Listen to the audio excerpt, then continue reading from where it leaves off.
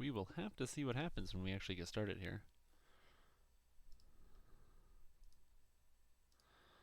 Ooh, baby, baby. Let's turn this on. Oh, you can hear it. I can hear the graphics card over there. Just going nuts. Just going nuts.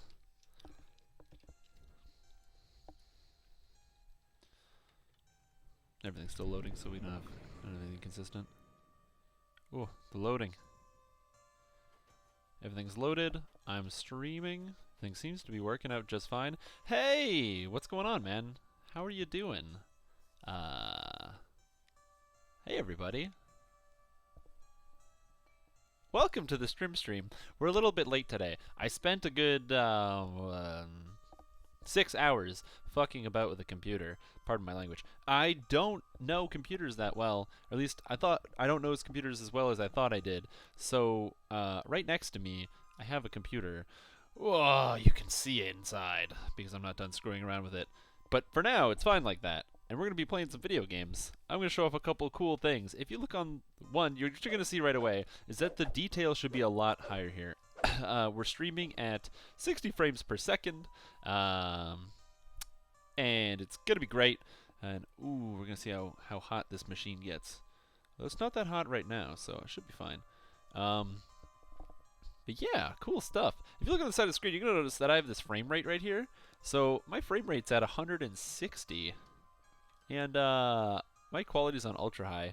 I feel like giddy and excited inside. Playing DDO is a very different experience when you have the game on ultra high. I've got like shadows on the ground that I can see. I'm going to go out into, exit into House Kundra. I can see the actual beauty of the world. Unfortunately, it doesn't make the splash screens look better. But, oh god, look at this, House Kundra. Look, there's a shadow right there from the building. There's all sorts of people down there. I don't know, I can just shoot energy beams. I'm just excited. It's so hard not to be really excited. I spent a bunch of money on like a computer, and it was really expensive. And that's pretty much what I was gonna actually prep for my stream. It was gonna be great, but yeah. Oh, I was gonna say I'm gonna try to stream as much as I can this week. I don't know how much time I'm actually going to have. Oh yeah, regular water. No, yeah, trust me. We're gonna be like just staring at water and like just the water. But yeah. So I'm really excited. So I apologize if you're like watching and you're like, man, Tom's not even doing anything. I don't think you understand how crazy this is. I've never had like a good graphics card before. Look at the ground. Oh, the detailing, all the individual tiles with the little cracks in them. God, everything looks so good. Do the people look any better though? Look at this elf. God, he still looks like Nintendo 64, but that's fine. That's fine. The elf doesn't need to because the ground looks amazing and the little steps. Oh, look how good these stairs look. My god. And the little shadows. It just makes me feel really good when you appreciate the little things. I played this game for a really long time, but I've never really, cranked up the graphics and seen how it is. When you watch like a dev video or something, you see the really good graphics. Different to actually have it on your own screen, like my own canvas here. So that's kind of cool. We're gonna do quests or something. I don't know what. I think I just took level 10. Yeah, so we're gonna go do Ataraxia's Haven because why not? And when we do Ataraxia's Haven, I'm gonna show off some of the water and other things like that. If the volume is off, by the way, please let me know. I literally got this running like 20 minutes ago. Before that, it wasn't running at all. I had so many problems, and I don't know how to troubleshoot them. And I didn't have access to a computer because I had to take apart my old one to build my new one. So I had no idea how to fix it. So yeah, it's not perfect. But what the hell is that quest? Not like Skyro's Jewel, it's the other one. It's not hiding in plain sight. It's not secure the area. Reclamation. Level 10 elites. Update my party. But yeah, so we're going to show off some of the water. Ooh, baby, it's going to be amazing. Check this shit out. Oh, God, look at the water. Look at it. Oh, it's like flowing and gorgeous. Oh, it's just, oh, I can't swim that way. This is bullcrap. And you go underwater and it gets all blurry. And there's that kind of like blurry filter that goes because it's like your characters open their eyes underwater. And there's a shadow. Oh, my frame rate is still above 120. Hee hee. Oh, turn on power attack. Turn on power attack. Good call. So we're going to go to Ataraxia's Haven. We're going to see how it actually is. for those of you that are like, man, Strimtom, you always say you stream other games, but I only ever see you stream DDO. Truth be told, on the DDO stream here, I only stream DDO. On my own personal stream, I used to stream other games, but as game quality increased and I couldn't afford a better graphics card, and my processor was kind of like, please stop, I stopped really streaming some other games. However, this week I will be streaming a couple other games. Specifically, Friday, I'll be streaming Path of Exile because there's an expansion coming out. Yeah, we can try. This is... I got a fancy new graphics card. Maybe I don't know if it'll show if I move the camera, but I got one of these. Oh, can't see it. There you go, because the glare. Oh, baby, look at that graphics card. So that's kind of cool. I'm just gonna start bragging here. Anyway, let's move the camera over. But yeah, I will be murdering these hyenas. I will be playing some other games later this week. So like I said, the Path of Exile expansion comes out Friday, so I will be playing the crap out of that. It's gonna be awesome. This is gonna be so cool. Moida. So this character, Henshin Mystic, of course, I got this cool like purple flame. The problem with the purple flame is it does no damage. So, and this is like really hard to like understand. So check this out. There's these dudes, right? I can just whack them, and clearly I can kill them in two hits. Very, very easy task to do. But the problem is, if I want to use my cool spell that I got, Incinerating Wave, it costs me 20 key. Okay, 20 key. Boom. I did about 100, and 160. That's a little bit more than if I just cleaved, except that cleaved because I crit for 231. So this is the thing that I'm kind of explain to you guys so that way you'll understand. Henshin Mystic is good, okay? So the actual melees, like swinging your weapons, attacking people, it's actually very, very strong, and it is very competitive right now. But the unfortunate reality is that the abilities, because they scale with melee power instead of spell power, they actually do less damage than they did before. And the more melee power you get, that of course increases your just straight up damage, so you're going to do more damage anyway. So the Henshin Mystic is just not ideal. It's just not very nice. It's not very good.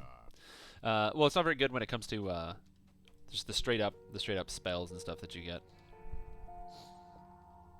Okay. Now, I just spent a bunch of money on this computer. A crazy amount of money on this computer. So I also spent a lot of money on DDO, which allows me to get a gold roll. Do you want a gold roll so you can win 1,000 experience points and 9,000 currency, just like me? Well, if you want to win that much currency by rolling a 10 on your daily dice roll, or I rolled a silver and I got a medium experience elixir. Come on. You can go ahead and subscribe and you get that free gold roll. It's kind of cool. So yeah. So what's going on, everybody? What's up? How's everybody doing today? I'm doing pretty good. I'm just in a great mood. You know, there's pretty much no way for me to not be in a good mood because I got this crazy new computer. It runs real good, makes me feel good. If it looks really red on screen, it's because my camera's screwed up. I don't really know how to fix that. I'm not going to put in the effort to actually figure it out, so just deal. But yeah. God, that feels good. The deepest furnace room stores the most valuable minerals of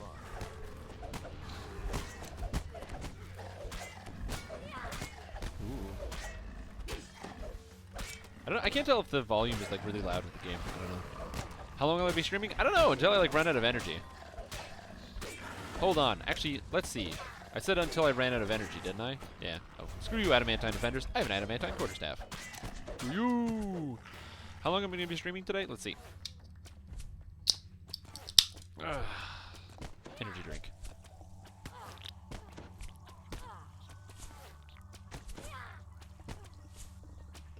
I'm gonna stream as long as I want, man.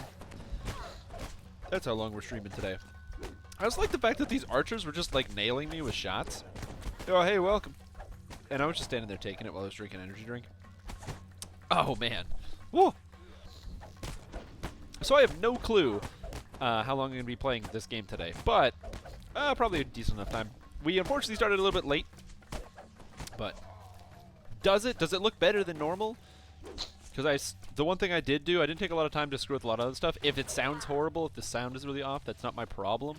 But, yeah, so the sound is probably a little bit off. But I tried to get through a lot of the different game sounds are too loud. I can fix it. Can he fix it? Yes, he can. Anyways, but yeah, so basically just built myself an entirely new rig here.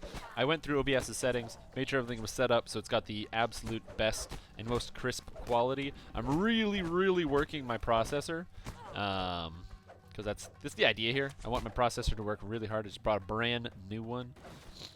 I could probably. I have a question for you guys. So something I see all the time in like streamers' chats or whatever, not chats, but like below the video, people will have like their PC specs. Is that something that anybody really cares about? I'm just curious, because I just built an entirely new rig, and I could definitely dump my specs in there, just like below the stream, in case people were curious. But I've honestly never cared. I've never watched a streamer and been like, man, they've got really good like graphics or something. It looks so beautiful. How do I get that? I've never done that before. Is that something that is actually of interest? Because if anyone cares, I can put it down in the below of my own personal stream. But I'm always just curious, because I have no idea. Hey, welcome. Is this the right way? I don't remember. Yeah, it is. Good. Yeah, I'm glad to hear the sound is good. The game looks amazing. Just the detailing on like even just stuff like the floor. Now, I will say one of the things that you notice right away when the graphics get turned up crazy high is that the models look terrible. The textures on these guys. God, look at the dwarves' tattered clothes. Ugh. It's not appealing, you know what I'm saying? It's not something you look at? Cool. It's just because it's something I've always seen, and I've always wondered, like, is that something people care about? And I can understand, like, the appeal of certain situations. So, for example, if you are, if you play, oh, is it, which is, I just didn't check my audio. Audio, that's why.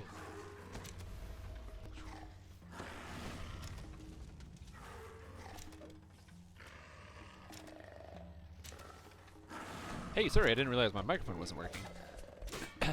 But like some people, like if they really have no idea, they'll ask questions, and so I totally understand that when you see like, especially like people that make videos on YouTube and stuff, and then people get asking the question like, oh, what kind of camera do you use? And they're like, oh, well, this is what I use. That you can see that kind of quality or what you should shoot for when you see your favorite professionals doing something. I call them professionals, but they're just assholes on YouTube. So I can see the appeal. I just never cared, so. That's the thing. I just spent a crazy amount of money because I was like, "Bah, whatever, why not?"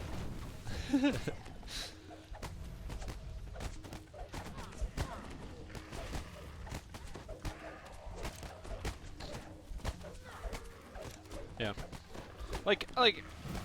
Oh, I can. Oh, did that even go through? I don't know. It took the cooldown on Incinerating Wave. I didn't actually see anything. Hey, bad dog.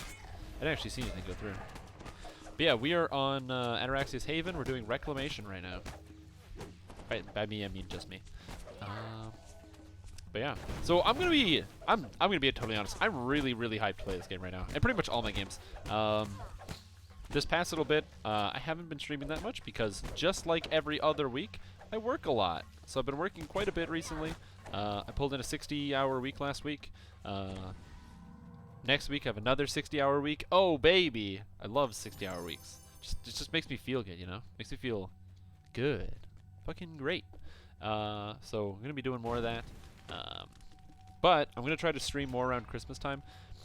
Now, for those of you that don't know, because Christmas is starting to come up, every single year at right about Christmas time, I do stream. Because, I don't know, I don't do too much on Christmas, so I'm usually at my computer streaming here for you guys. So if there is nobody else on the DDO stream, I'll be streaming here. And if there are people on the DDO stream, then I'll just be streaming on my own independent channel. But so if you're like me and you have nothing to do on Christmas, you can join Strimtom. Old Uncle Strimtom. For a fun old DDO experience, I don't know. So this character has a couple abilities that I just don't have yet, or there are a couple abilities I want to get that I don't have, and that's pretty much going to skyrocket this character's strength. So a great example of an ability I want but I don't have is right here, quarterstaff or staff specialization to get +1 critical threat range and multiplier. It basically means I'll have a 16 to 20 times 4 with this weapon, which is hilarious. It's a number that shouldn't happen. As well, I'll get access to Void Strike, which just does a shitload of damage, and Balance in Dawn gives you an ability which causes negative levels to you and all the people around, or to not you, to enemies and all the enemies around your target. That just seems good. Opening with something like that dumps people's saves. It's basically like a free enervation. Sure, it costs key, but like I'm really not stressing for key right now with the way my bar is. It's kind of cool. So I like it. I like the fact that I can just kind of spam these abilities. As well, as I get higher level, I'm looking at a couple abilities that make this character a bit stronger, specifically Tomb of Jade. Tomb of Jade basically one-shot stuff. Don't I have Abundant Step? I don't know. Do I have Abundant Step? Well, let's see. Hey, I do have Abundant Step! Oh, thank you! I'm really happy to know I have Abundant Step, because yes, I am going to be zipping the shit around quests. By the way, if you might find it frustrating to see me like constantly using Abundant Step, I don't know what to tell you. I'm going to do it nearly constantly because I have the key. I have the key to support it. Hilarious! Thank you. Good call, man.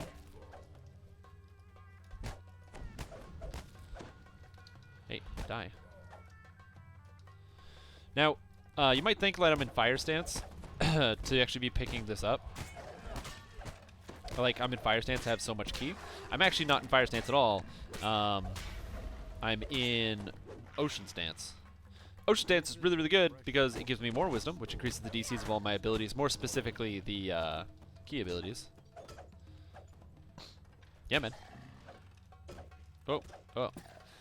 But most importantly, it buffs the strength of my key abilities. And more than just buffing the strength of my key abilities, wisdom also just gives me armor class, gives you saves, buffs the DCs of like your stuns. I don't have Stunning Fist, but I will have access to Tomb of Jade, which is pretty cool. I'm a big fan of Tomb of Jade. If you ever, the moment I get Tomb of Jade, by the way, I hope you guys are ready to be really annoyed, because I just yell Tomb of Jade when it happens. Ocean, ocean man, I want to be an ocean man. So...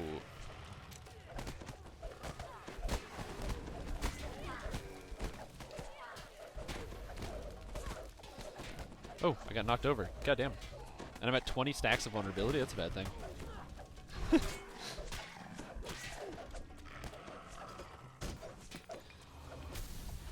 Gotta heal my dwarven friend. The last of the mind's drinking And I got an enhancement. into the earth. Give me some of this. Give me some of that air dash. Oh god, monks are so good.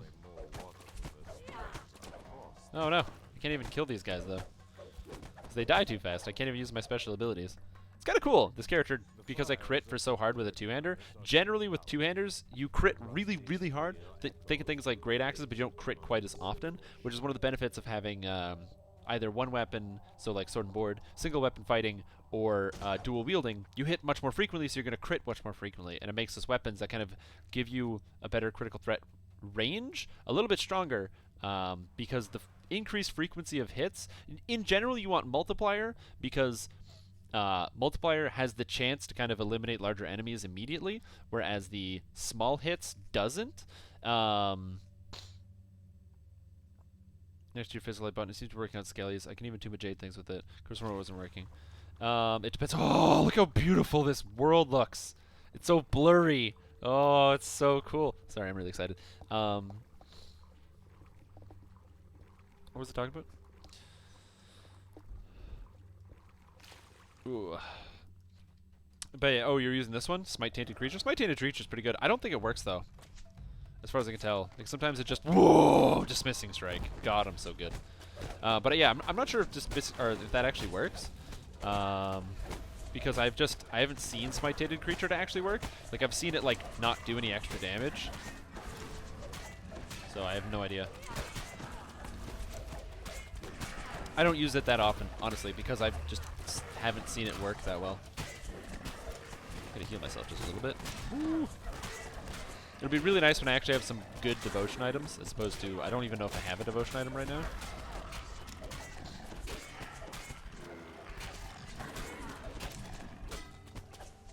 Ooh, hey. Ooh. There we go. Gotta slap these Duergar guys. My character's like animations are getting caught up in themselves, and I'm not entirely sure why that's happening. It's weird. Probably a visual bug. Well, my base damage is... Okay, so my base damage is like 50. So let's see what we got here. Smite, 50. So nothing happened. I don't know if you have to roll a certain thing to get the smite to happen, but it didn't add any damage. So I don't know.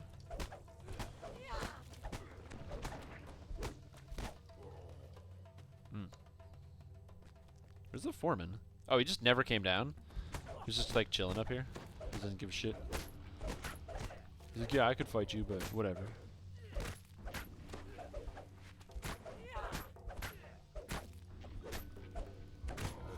Does it work on all monsters? It should work on all monsters. Oh man, everyone disconnected from my party. Is it me? Does no one want to play with me because they disconnected? Uh-oh. Well, since everybody disconnected. But yeah, it says smite tainted creature. It just says you deal the damage. It doesn't say that this like it actually works only on tainted creatures. If it works only on tainted creatures, then that clearly answers the question of like as to why it doesn't work. But yeah, where's this one? Reclamation Sicross Apostrophe Jewel. I want to make a mountain stance half orc. Do you have any recommendations on a build? Half orc mountain stance. All right, so this is really important. Boom. There we go. Now we got staff mastery. That's really important. Okay, so they're really important. Why do you say mountain stance? Do you mean mountain stance because you want to be like a tank? Like, you know, you're talking full line tank, not really going to be taking a lot of damage, kind of monk? The reason I say that is because the coolest thing about the monk changes that happened recently is that changing stances is actually one of the most interesting parts about monk. Before, the answer was mountain stance. You stay in mountain stance because it gives you critical threat multiplier and makes you tanky. Always mountain stance all the time. But now, well, if you want to do more damage, you should pop into wind stance. If you want to get your DCs a little bit higher, you're going to go into ocean stance. If you want to be way tanky, you're going to hit mountain stance. If you need more key, you're going to hit fire stance. So it's kind of cool that you have all these different options for stances, and it's not just a singular, you know, oh, clearly this is the best option. You have a lot of different kind of ways you can go in a different direction. That being said, if you did want to play as a specifically mountain stance monk, mountain stance of course reduces your dexterity, so I wouldn't recommend playing something that's going to be, well, obviously you're probably still going to have a dexterity focus anyway, just because you get so much dexterity out of the tree, although strength focus does become good at that point. But in general, dexterity is still going to be your next optimal stat. Mountain stance, of course, increases your armor class by a percentage, and if you have a lot of dexterity, it's going to give you a lot more armor class. So even though mountain stance reduces your dexterity, you still probably want to go a full dex build anyway, as opposed to strength. So going full dex, even if it's like a small reduction of like, what, is it 2 points, I think? Yeah, 2 points reduction on mountain stance. You're still going to pick up 20% total armor class. So being able to have your dexterity at 50 or so is still going to add about, what, like 30 points to your armor class? Maybe even a little bit more. Or not 30 points, 20 points to your armor class? I don't know. Some amount. Some indiscriminate amount of armor class. And so you'll definitely still want to be a dex-based character. Whether you would want to go, man, I just crit that guy for 300. Whether you would want to go as a, oh my god, these crits are disgusting. Oh, jeez. Sorry. Whether you would want to go as a staff build or an unarmed build is entirely up to you. Of course, being in an unarmed build, a lot of the things you're going to generally want would be out of the Shintao tree. If you're going mountain stance, you're going to want some of the better effects out of mountain stance, such as from Meditations of War, which I'll show off in just a second here. I can't show off right now because I'm killing guys.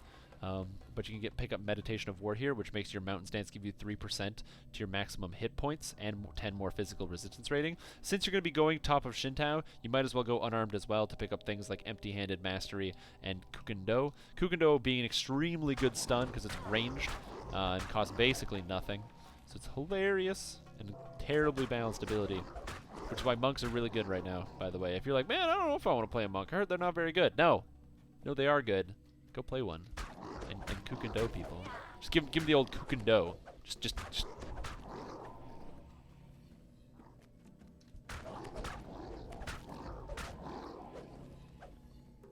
You know what I mean? Give the old Kukendo. Well, that's the thing. If you want to play as a mostly defensive-oriented character, then absolutely I would recommend going with usually mountain stance. Still dexterity based, so you don't really care about strength too much. In fact, if anything, you could probably leave your strength at like a 10. Go if you want to go pure dexterity based. Man, I've got everything stunned. Look at me. I'm so good, man. This guy bludgeoning resistant? Oh, you bet he is.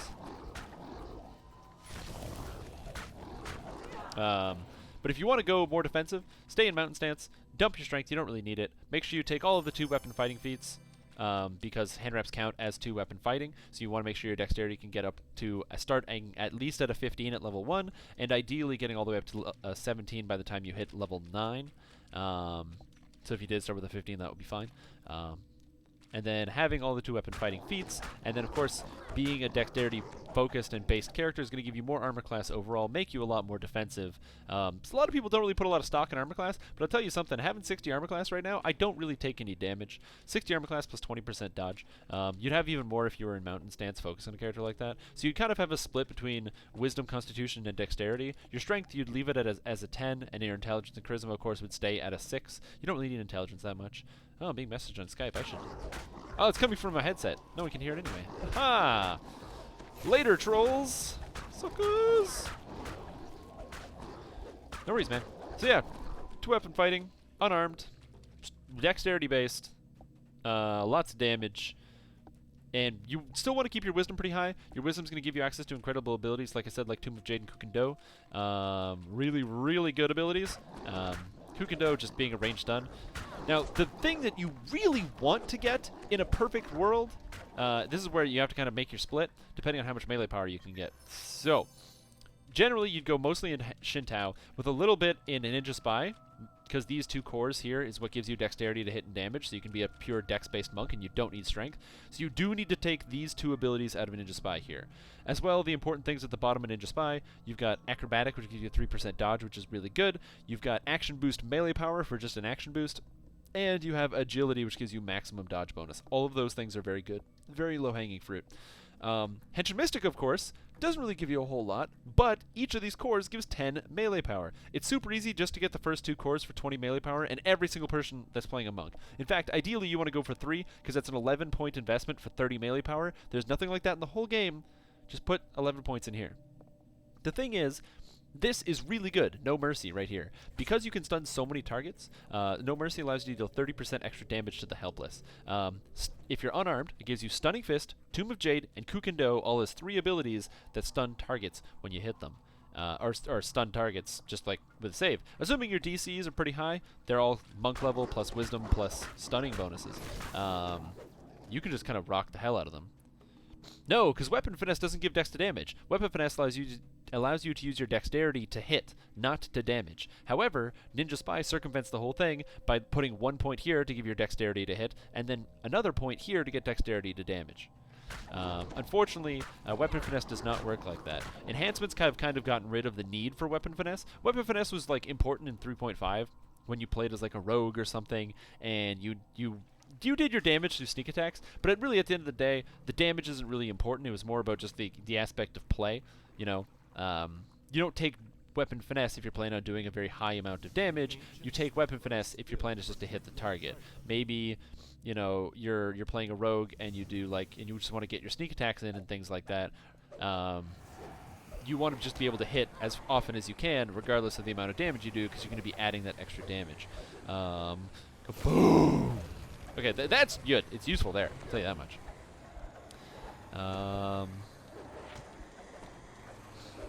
Yeah, so in general, Weapon Finesse is kind of a waste of a feat. The only time I would say that Weapon Finesse is not a waste of a feat is if you play a dex-based bard who is swashbuckling. Swashbucklers have the ability to add their dexterity to damage through different tack, and an enhancement on the 3rd row. However, they can't change their dexterity or their modifier to hit, and for them to have dexterity to hit, they do require taking Weapon Finesse. So keep that in mind. But if you're not playing as a bard, you never need to take Weapon Finesse. At least not that I can think of. I don't think you need to take Weapon Finesse in any single scenario. Like, I just can't think of one anyway.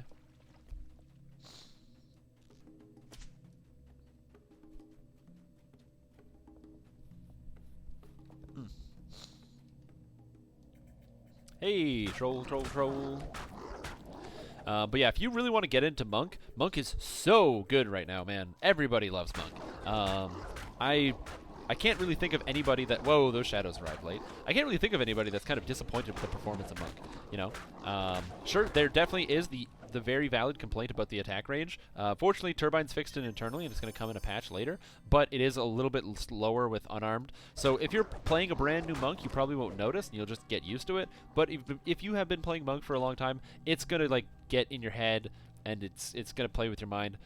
So which does suck, but that is a change that is coming. But yeah. Nimble Halfling Monk and loved it. As my main, I want a Monk life and always want to play a half-orc Monk. Yeah, man, do it. I played a half-orc Monk in pen and paper. And I had all my stats were strength and constitution. I didn't even have any dexterity. And I said that my monk was a student of the Iron Fist. And so my character, of course, just hit really hard. So I had like power attack, and I just punched the shit out of people. Okay, my character who just hit insanely hard with his fist and just punch.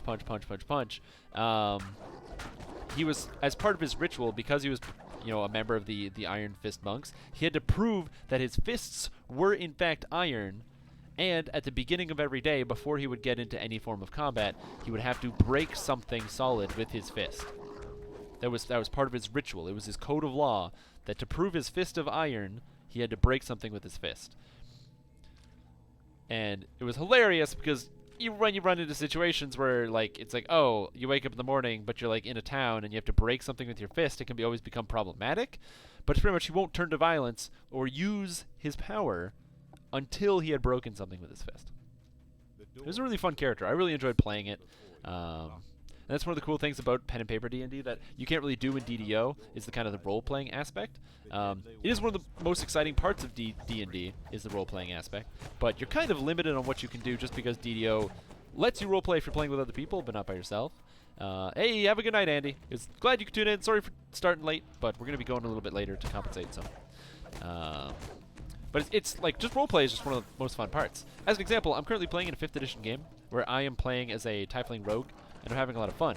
However, I'm not having the most fun. One of the people, the guys that I'm playing with, who just happens to be one of my coworkers, he's playing a monk.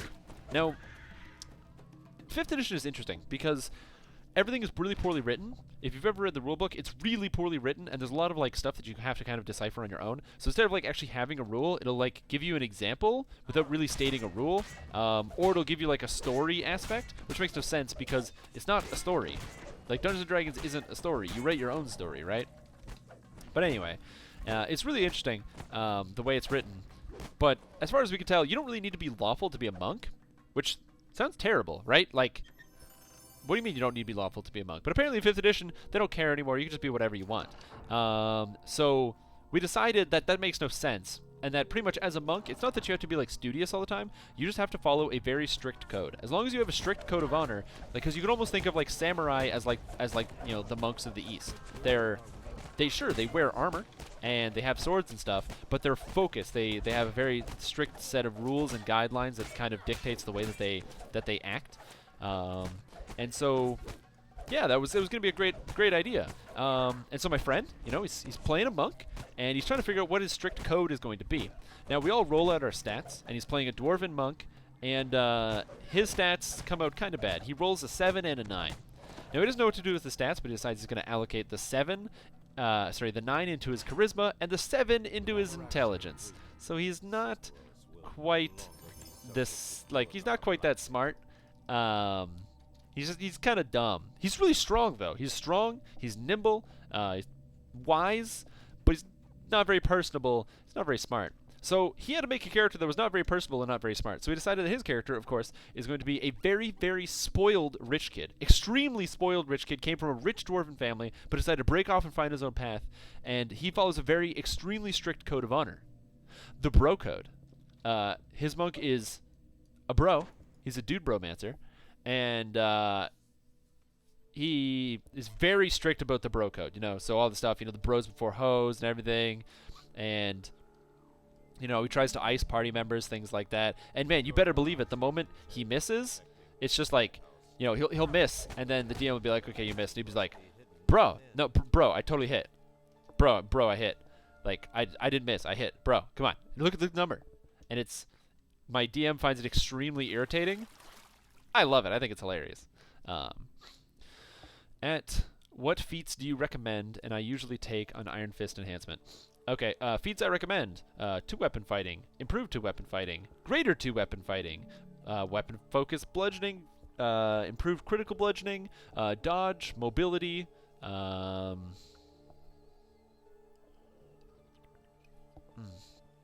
God, maybe a ooh, insightful combat mastery. That sounds pretty good.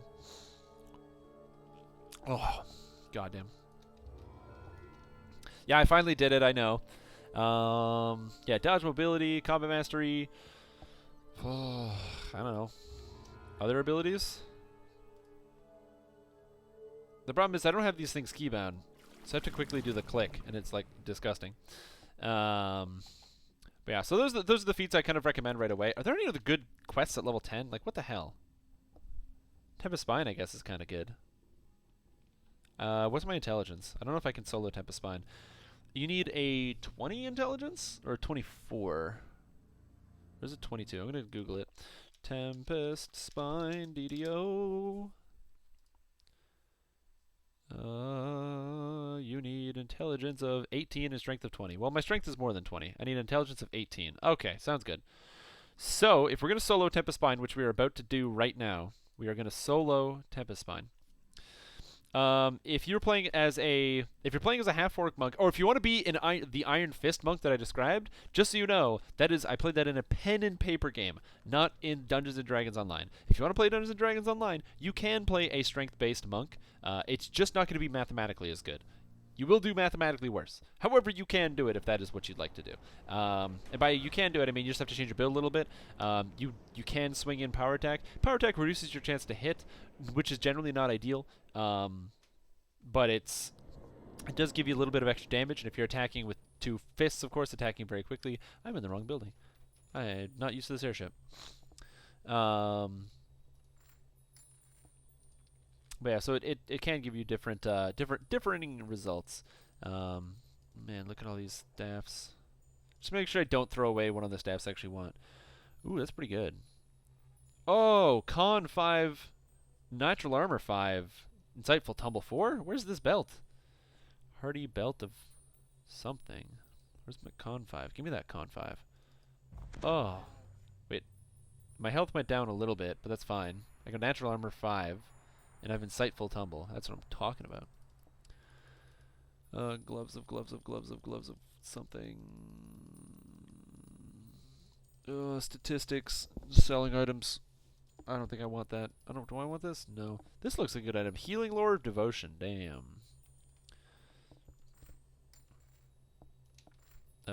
Hey Strim, can you give us a build like Mistwalker, but not die as much? He dies far too much, but I think it's the user. The problem is, in a case like that, you run into a situation where it's hard because you have to really determine, is it the user or is it the actual build? Now, to start off, the build in question is a Blade Forged Dex-based monk. Now, is that good? Clearly, maybe. It could potentially be good in some scenario. The problem is, if you go as a Blade Forged, you don't get the benefit to healing. I would always recommend playing as a non-Blade Forged if you want to do that kind of self-healy type monk. Astute. Yeah, Astute 6 helmet. This is going to give me enough intelligence so I can solo Tempest Spine. Although if you want to join me, feel free. I think I just think it's difficult to evaluate which would actually be better in a situation like that. You know, are you gonna get more mileage out of being a Blade Forge or out of a human? Clearly, Blade Forge is the answer. Or sorry, human's the answer. It's always going to be the answer. Second, the problem is a build like the monk build or anything like that is not going to be able to eliminate PEBCAC errors effectively. You are still going to run into PEBCAC errors, PEB KAC. PEBCAC errors. They will always happen. So that's why you have to have some leeway with your build. But you know, it's just gotta be careful, man. Just got to be careful about your build. Pumpkin build does sound very interesting. if you go with a pumpkin build, the thing about it is you got to make sure it's all about like the snipe. You got to be very far away, and you have to be on unseen. So right, if you want to play a pumpkin build, where am I standing? Oh my God! Look at these walls. Look at the graphics. The wall looks so good. Oh my God! Sorry, the wall looks so good. Oh, I cannot get over this. But if you want to be a pumpkin build, you can't stand here. Like this is a chump. Look at this. Look at this. Right here. If you were standing here, I could see you. Terrible. You got to get the here. Oh, I could see you. You want to be a pumpkin build? Up there. It's pretty good. Pretty good up place up there. No one would notice. Maybe up here. Pretty good. No, not many people would see you. If you can get on top of here, this is ideal. This is right up there. Right there is ideal for a pumpkin build, okay? That's what I'm talking about. So if you want to play a pumpkin build, it's really all about that hand-eye coordination, so. Sometimes you do things even though mathematically it's weaker because it's fun to come up with your own builds. Yeah, man. I totally agree with you. I do mathematically terrible things all of the time for the purpose of fun. Generally, though, I have like kind of like a rule I make when I do things that aren't up to standard with what people would normally do if you don't play like a standard build. I basically say that, okay, I give my build a gimmick, right? So I say, all right, what is the gimmick that I'm going to be playing with? So my gimmick is that I'm going to be playing a pure monk, hench, and mystic. So hench and mystic, I'm going to be taking this core and I'm playing pure monk. Cool. So that's like my gimmick that I've decided upon. Now, not to say that that is a gimmick or even a bad thing, but that's kind of like the point that I focused on. Like, this is something that I'm definitely going to be doing. Great. Hey, buddy, dismissed. No, he walked away. What a bunch of garbage.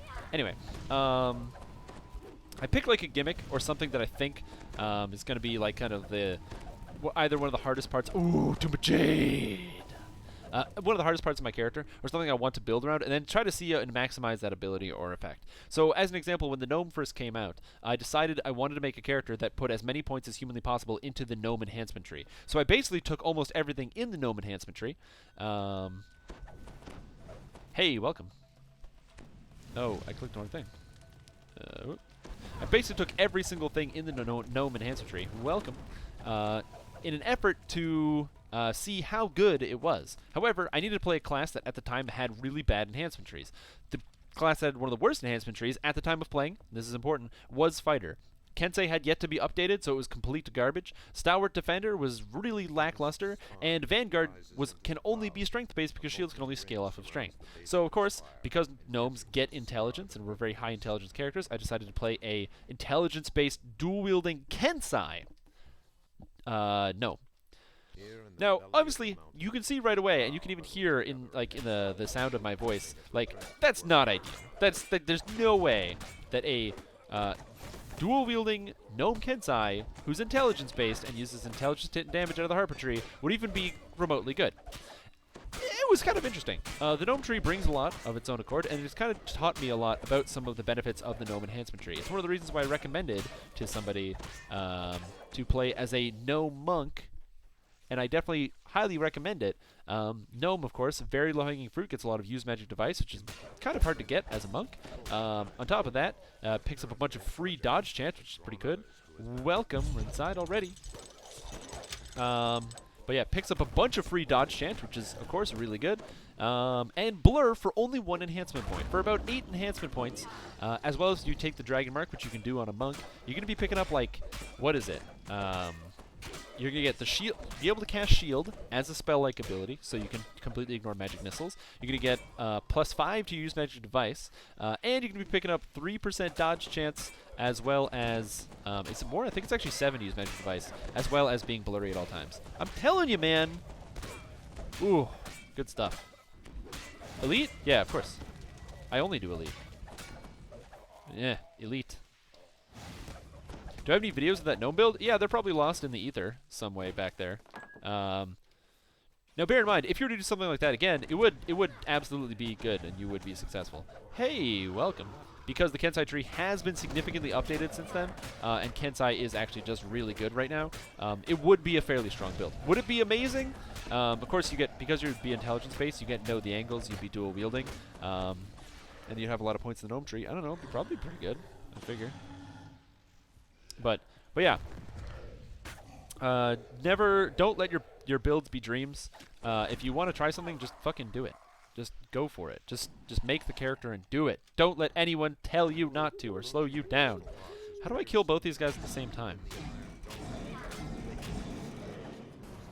Is there a strategy for that? I don't know how to do this. How do you solo this quest? Oh, a monk! I could dash places! Whoa! I got polar raid to fuck. Holy shit. That guy hurt. My god. I just got polar raid me. Half-orc to weapon fighter, frenzy barbarian, heavy pick build. You don't crit that often, but when you do, boy, it's hard for a single weapon. Single hand weapon. Yeah, man. Heavy picks are hilarious. You guys remember Death Nip? That was an amazing weapon. Interesting, really, because of just the way that the weapon itself worked. Okay, kill this guy. Oh my god. I'm going to be spending a lot of ki right now, because I'm kind of constantly abundant in stepping, and I'm also trying to pick up Fists of Light. I don't know if I'm going to be able to make it over there in time, but we'll see. Almost. Almost. Oh, he made a save! No! And I'm not critting him! Crit the boss! I'm doing 0 damage! Why? Crit the guy! Good. Got it. Oh. That was almost scary. I almost didn't get that. That was terrible. Do I think monsters should have depleting spell points just like players? No, I just think they should cast Dispel Magic on a longer cooldown. Because Dispel Magic is ass. Even still, though, every single monster is going to cast it as one of their first spells, which is just frustrating. But most importantly, even though that is the case, that it is definitely very frustrating when monsters cast Dispel Magic a lot, they will still individually cast it a lot, so you'll still run into that problem. However, having a monster spam cast it over and over, I think monsters need to have higher internal cooldowns for some of their spells. Examples of spells like Web, things like that. You've all been in that situation where maybe it's like, well, where did I run into this? I was in Thunderholm, and I was playing a character who was just level 20, fresh out. I could kill stuff, but not very quickly, and I was going through killing some monsters, and while I was killing some monsters, I ran into a couple problems where I found a Netherese Arcanist who was casting Web on me, constantly, repeatedly, over and over. And, like, every 2 seconds I'd fail my Web save, so even if I broke the save, like, broke out with Strength, I would still get webbed again. It was frustrating. I would love to see more unconventional builds like Strength, Ranger, Bow build. In Pen and Paper, I made a half-orc that hunted humans for fun and wore skulls as jewelry. Well, the thing is, like, I did like the idea of making a Strength build, a Barbarian, if you will. I've seen a 19 Barbarian, 1 Ranger Barbarian build.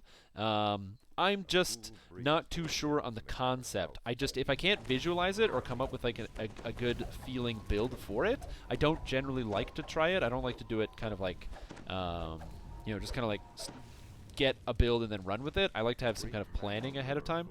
So for example, my next build I'm going to be making after this build is going to be a brawler build. I'll be playing a barbarian who is going to be taking exotic weapon proficiency hand wraps, and will have no levels of monk and a lot of levels of punch your face. It'll be a lot of fun. We'll see if it's actually good or not. I have no idea. It's going to have a lot of micro though to actually make it good, but well, we'll see. Now, for those of you wondering, would you really play a Barbarian build? The answer is absolutely. Strength can get over 100 very easily if you're playing as a Barbarian, and Dexterity can't. Dexterity can't get over 100. I have a character that has extremely high Dexterity. I have a elf. Whoa. My frame rate's down to 30. Oh, what is happening in this room? I don't know what is causing my frame rate to go down so low. I'm really curious right now. My frame rate's at 30. That's crazy. Is there some kind of big effect that I'm missing? Damn, look at that. 30 FPS. I guess maybe it's like the lighting is really off. I don't know. But Strength can easily get over 100, whereas Dexterity can't really. I pretty much capped out my Dexterity on my Ranger with Slave Lord's gear and all that stuff, and I'm sitting at about 70. I could get up to a 72, and if I rearrange my stats, I could get a 74. But it's just not worth it for the stats you can get out of Ranger that can kind of overcome and do better than those individual other stats. So Strength-based Barbarian or Bow character would actually be extremely strong. So I wouldn't discount it. I just wouldn't really know how to go about the build. As well, it would work pretty much almost exclusively in epics. It's kind of designed and built for Fury of the Wild, being able to stack extra damage and with rage bonuses. So it would work, but again, it's an epic ability. It's not a heroic ability. Hey, the Nightblade dropped. What is that? Oh, did that guy rip it out of the chest? Nightblade. No, come back, Nightblade. Keen Bayishk. Falchion. That is a 19 to 20. Oh, it's Keen. So it's just a Falchion. Whatever. Beyond the magical I was curious. lies a massive dormant gateway. Oh, there we go. One Thought about doing a brawl room build like you. Well, the thing is, because they changed it recently so that hand wraps are now weapons, it means that instead of equipping a hand wrap and only dealing a D3 base damage, now when you have hand wraps and you have proficiency, at max level you'll be doing 5d6s per punch, which is a little bit more. Again, the most important thing is going to be the micro, getting the micro down, making sure you're doing a lot of movement. To actually get your attack speed up to snuff, standing still is not an option. One thing I did learn, someone kind of showed me, and I'm going to show it off here. Die, Clay Golem. Okay, so this is interesting. So if I make my attacks like this, I'm just attacking. But if I jump and I hold the space bar, when I attack, I'm making my moving attack animation, which is very interesting. If you've ever played unarmed but not as a monk, you'd know that your guy just like goes ham and like just throws their fists everywhere when they're moving and attacking. However, if you actually hold down the space bar to get the moving attack speed or the moving attack animation while standing still, it doesn't actually give you the attack speed. It's a visual bug. It shows you attacking that fast, but you're still doing the punch, punch, kick because you're not moving. You just don't see it. So in case anyone was thinking of circumventing it and getting through like that, it's not a good idea.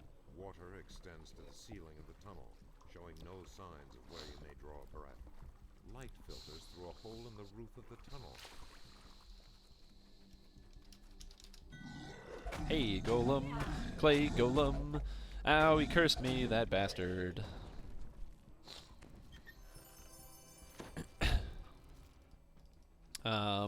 But yeah, if you wanted, in fact, you know what? If you do like unconventional builds, well, Papa Strimtom is here to help. You see, I usually do sort of unconventional builds, like whenever I have the opportunity or the chance. I like playing different builds, different things, kind of that kind of stretch your ability to understand the game, and especially ones that require you to think differently, you know? Because you can play the same builds over and over, and especially what's standard, and to be fair, some of the standard builds are very good for a reason, which also makes them pretty fun to play. If you've ever played like just a straight-up dual-wielding ranger, your damage is amazing, your survivability is amazing, it just feels really good. But if you do want to play something that's I would say substandard, but just kind of off the beaten path, man, do I have a build for you. Well, bam! Look at that. Maverick Hunter build. What? Do you want to play Artificer, but you don't like the tick-tick-tick, the tick-tick-tick-tick-tick-tick-tick-tick that you hear all the time? You're going to be playing Artificer, and all you hear is tick-tick-tick-tick-tick, and it makes you hate everything about every aspect of the game. You just want to permanently deafen yourself. Turning off the game sounds is enough, and you've got just endless nightmares from hearing that ticking sound over and over and over, and Dismissing Strike, bitch. Over and over, that's all you hear is that horrendous ticking sound. Well, don't worry. Grab yourself a melee weapon, a Bastard Sword specifically, and go pretend you're Mega Man X, swishing and swashing your way out to destroy Sigma and to stop the Mavericks. It's an awesome build guide. Give it a read. It's a different way to play Artificer, and it doesn't hurt your ears or make you want to permanently deafen yourself.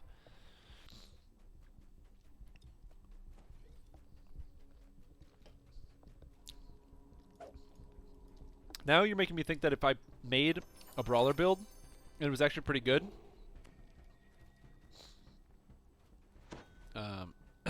Star of Irian? What's that? Morningstar, Star of Irian. Oh, it's an 18 to 20 Morningstar. That's holy and righteous. That's kind of sick, actually. You play a CC favorite soul at endgame? CC favorite soul. So what do? You've got Greater Command. And what? What else do you do for CC as a favorite soul? Greater Command. Greater Command. I don't know other abilities you would use. Hey, poison. Hey, poison. Hey, poison. Hey, poison, poison, poison, poison, poison. Ow, that poison hurt.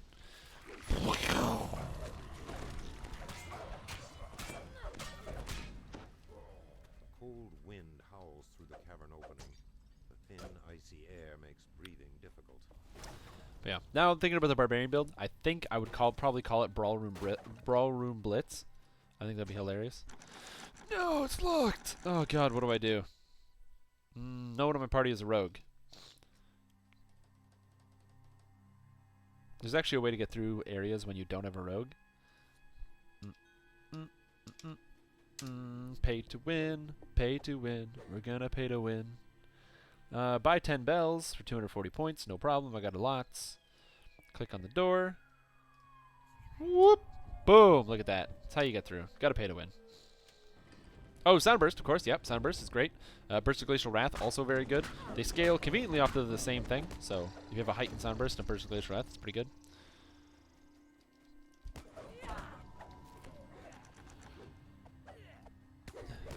Hey, get off me, Drow Assassin. Drow Jerk Assassin. Well, the thing is, there's difference. So, CC can mean different things to different people. If you're playing as something like a wizard or sort of— whoa! I rolled a 1 on my destruction. Well, that was exciting. God damn. Thank you for the save there. I did not roll that good. Anyway, yeah, if you, I don't even know what I was talking about. If you think about crowd or CC as standing for crowd control, because you're playing like a wizard, you're playing as like a favored soul, something like that, where you've got a lot of those effects where you can keep monsters off of other people, then yeah, crowd control. But CC can mean something else. If you're playing as a barbarian, it's not crowd control, it's crowd clearing. You clear crowds. You cut them in half. Crowd cutting.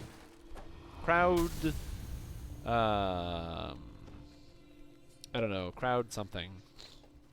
Crowd chopping.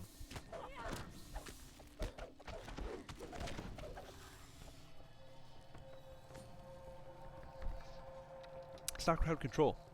Like, yeah, you are technically kind of controlling the crowd, but it's different. Because you're like crowd destroying, really.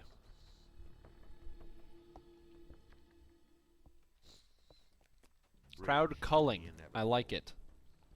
Crowd culling. A drawbridge extends over a pool of water. Boo doo doo doo. I'm showing you guys the secret. Look at the secret. Oh, check out the secret. Oh shit. Jump on top of this. Oh, oh, he did it. Oh my god. Screw you, bridge. I don't give no shit about your bridge. Did you guys see that? Did you guys see that amazing trick that I did there? Trick shot. Ooh, that guy's dead. I don't know how that guy died.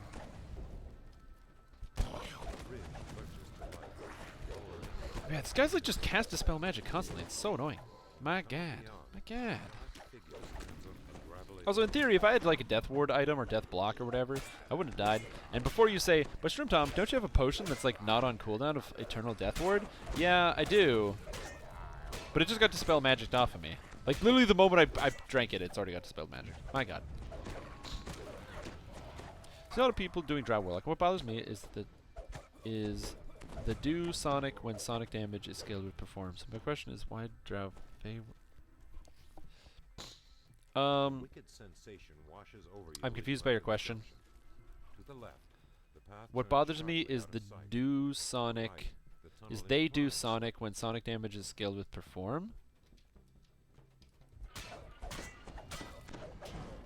I don't entirely understand. Why do Drow Fey Warlock? So the thing about Drow is easy access to bonus Charisma. If you want to go as an Eldritch Blasting build, so not one of like the AFK builds with the auras, but actual physically using the blast, you pretty much want to get your DC as high as possible, just because it only scales directly off of Charisma for your extra damage through your pact. This Golem looks so good! Look at the shine on this thing! Look at the shading! Look at this! And it's like shiny! Oh my god, it looks so good. Oh. Like, I've mostly just been playing the game, like, the same, like, looking at the same graphics, but my god, the Golem looks so good. Look at the detail and the etching in the sides. Oh my god. But in general, I imagine people play as a Drow Warlock just because they get the bonus Charisma. Bonus Charisma is obviously very good. Gives a lot of stats. Like the Marut doesn't even look nearly as good as that Golem.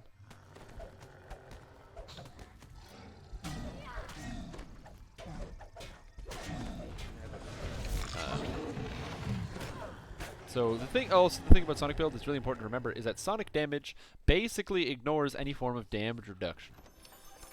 Yes, I did. I spent the past 6 hours. Fucking around building a new computer. Apologize for the curse words, but I cannot help it right now. It's after 10 o'clock. It's almost 10 o'clock. We've hit past the point of family friendliness. So I constructed myself a brand new computer. At some point, maybe I'll dump out the parts and explain to you guys what I got. But it's so pretty. Oh.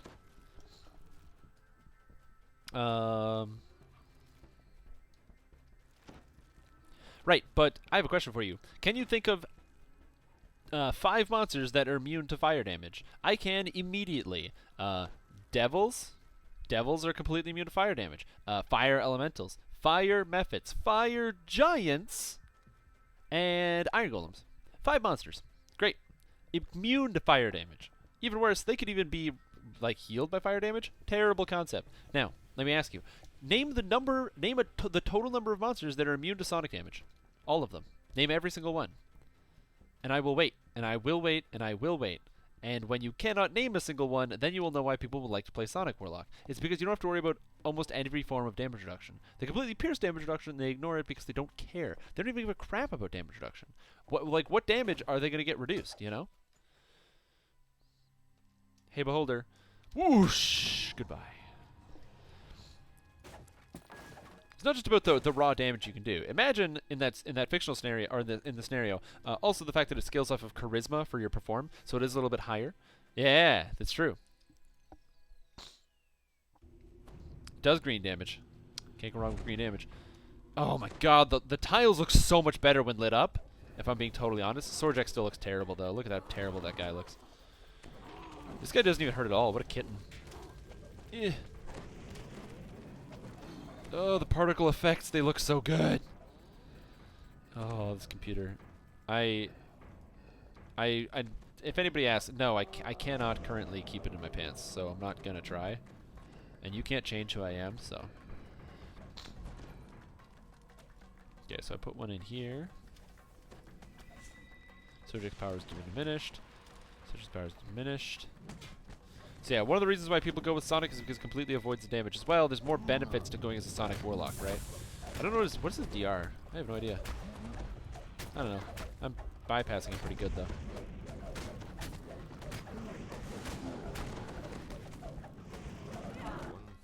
Oh no! Edge could lead to a disastrous plummet and death.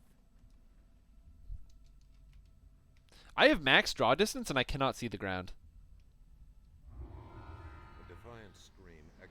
I have my settings are on max. I can't see anything. Look how far away he knocked me. My god. If you get knocked off, by the way, when you're fighting Sorjak, type /stuck. It will bring you back up to the top.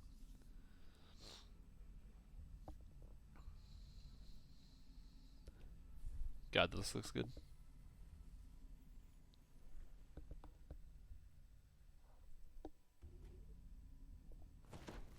There we go. Bam, back up. Pick up my loot. My treasure.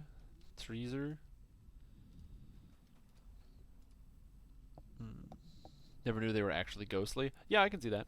So yeah, so it's a lot of people choose the Sonic build as well. It gives you Misty Escape. Oh my god, I'm so bad at this. I should know how to do this. But I don't. I don't know how to do it. I do it wrong every time. I am so sorry, team. I don't even know what I'm doing. Because I talk too much. Yeah, that was really fun and easy, and fun and easy. Thanks, everybody. Leave party. I'm going to go quickly run through and solo hiding in plain sight, and then we'll start working on the higher level quests. So then what resists acid? Lots of things. So acid stopped being effective when they came out with Defiler the Just. In Defiler the Just, at least half of the monsters completely resist acid. Like the pit fiends and stuff like that, where lightning becomes a lot more effective because of the fact that a lot of them resist. So acid and electric are the most effective elements. Electric is better right now for current endgame than acid, just because of Defiler the Just. However, acid also hits through Helmed Horrors, which is better for anything involving Helmed Horrors. So it's really hard to say. I will say overall in the leveling process, whether you choose lightning or acid, you will not be dissatisfied. Fire spells look cool in general, but you kind of run into the situation where a lot of monsters will be immune, and cold is just straight up the goddamn worst because you can't deal with undead, and it sucks until you get chain lightning. Then you're fine. Chain lightning, of course, not being a cold spell. Well, whatever. Don't think about that.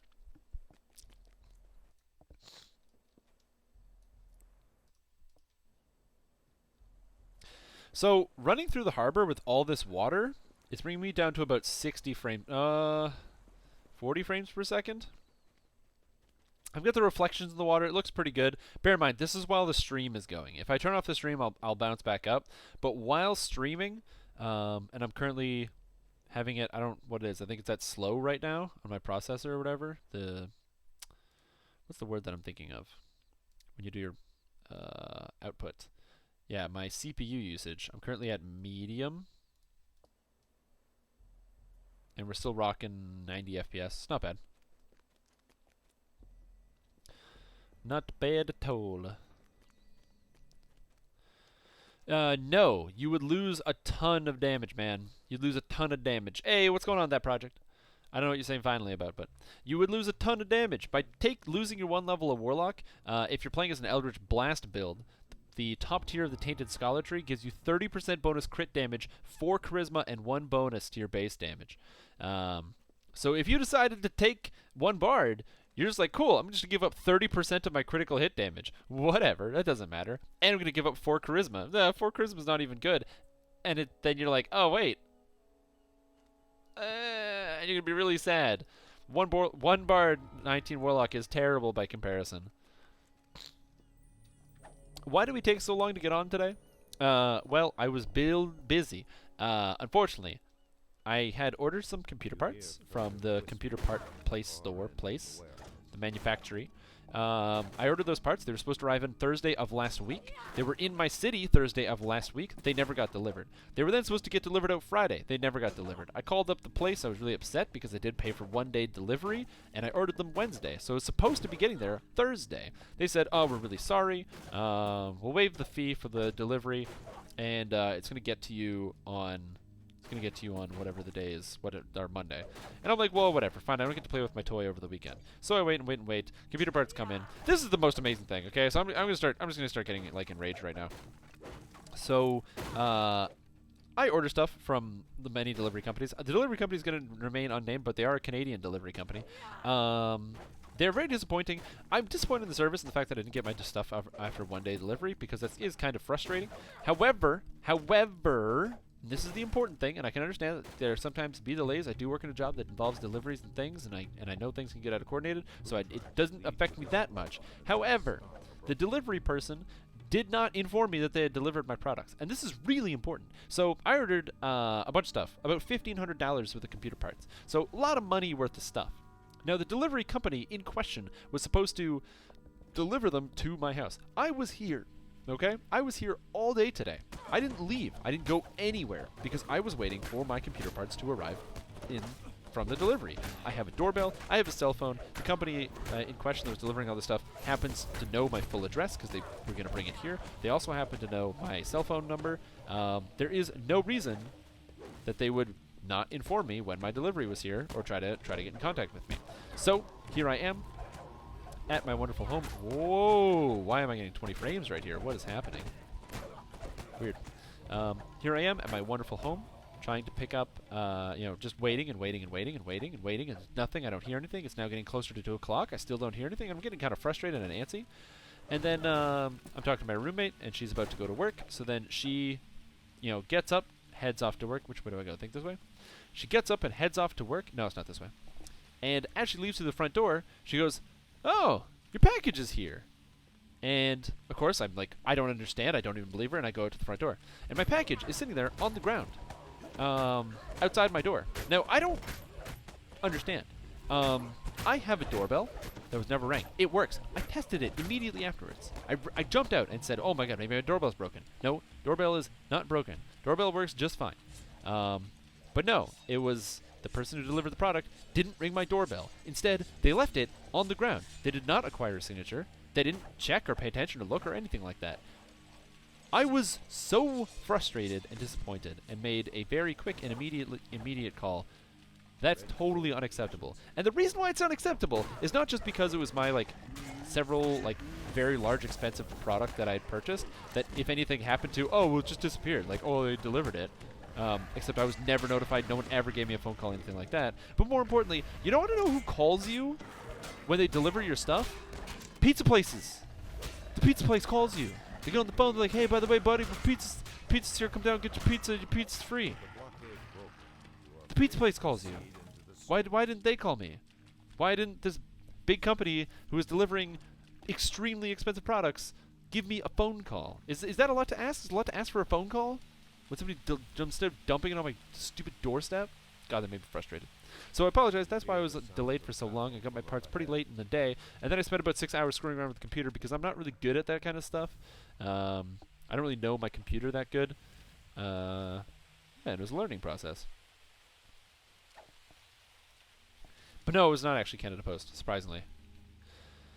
The DCs for Sorcerer, what schools do I take? Conjuration and Evocation. In almost all cases, you're going to want to take Evocation. Evocation is going to get you more mileage than Conjuration.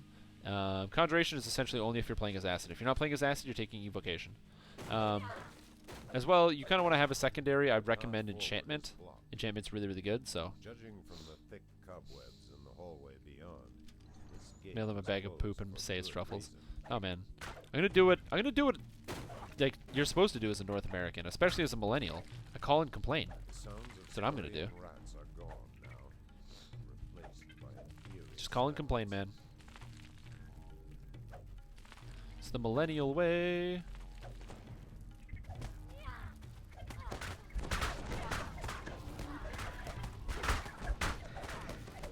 Ooh, am I going to die here? I don't think I will. Oh, God! I don't know how much I just healed myself for. Waiting for the number to come up. Where is it? It's going to come up here. Wait for it. 273 healing. Boom. I've healed myself to full with Healing Key. Damn, that's a good ability.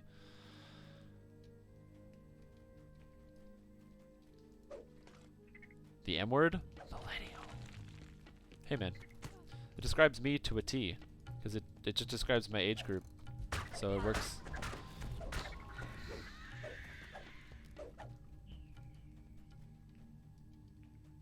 Oh man, the CPU paste.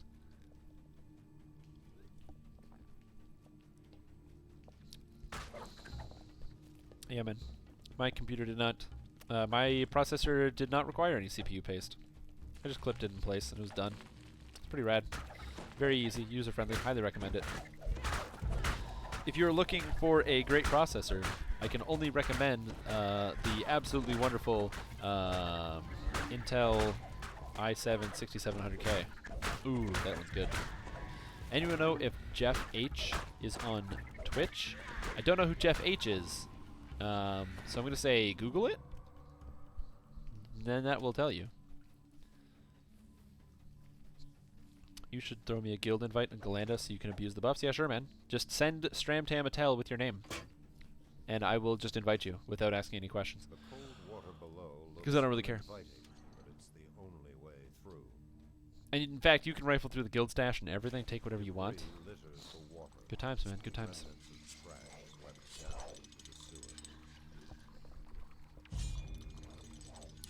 I wonder if I can get hit by these traps. Because my reflex save is only 23. Man, I didn't have Ocean Stance on. I still don't have Ocean Stance on. Apparently you can't turn on Ocean Stance underwater. Ow. Build my save. So apparently there's a bottle of air down here. Okay, I'm going to come up here. Turn on Ocean Stance. Oh, I can't use that underwater. Give me a break. Turn on Ocean Stance. Give me Potions of Heroes and we go down and get me a bottle of air. Water drips from your body as you climb out from the water. Let's go back down. Louis. I don't know. I don't take any damage anyway. Rubble. Like down here? This is a bloodstone. That's it. Well, I guess I'll get that. That's my reward. Oh no, did I sell my gems by accident? Did I like AFK sell my gems? Yeah, I did. Get out of the chopper. Because it's chopping you. Ugh. Why am I still wearing my shoes? Goddamn. I should not be wearing shoes right now. I take my shoes off, but I'm lazy. But yeah, so... Yeah. Oh, you got it. Guild invite. Bam. Look at that. I keep my word, man. I'm such a good guy. You could call me good guy. That's how good of a guy I am.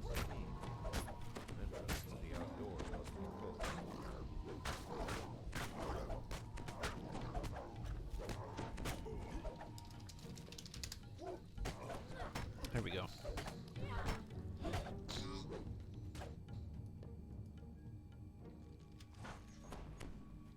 There's items sitting on the ground. That's kind of cool.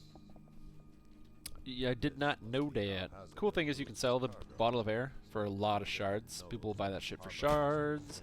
So if you happen to want to farm out this quest, this horrible, horrible, awful quest, you can go ahead and do that. I apologize if I'm like belching a lot directly in the microphone. I don't really care, and I don't have any manners. I think it's okay. I think it's okay to like know yourself and who you are, and not live by other people's rules. What if I just want to have bad manners? You know, that's been always my dream.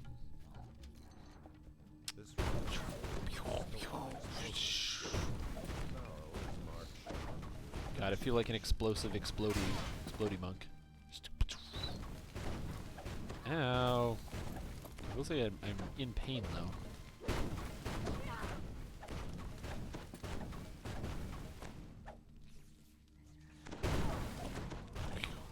I do like the fact that everything just explodes. It's funny. Yeah, we'll have to see entirely how this build plays out, especially as I get to the higher levels. Because I get, sort of incrementally stronger. It comes in waves. Some of this character's strength definitively comes from the enhancement tree, especially at the top row. The more stuns I get is going to be good. Is Cauldron of Flame Blake? Well, no, Cauldron of Flame does nothing at all. Does nothing. No stats. No benefit. Don't use Cauldron of Flame. I do not recommend. 0 of 10. Would not recommend.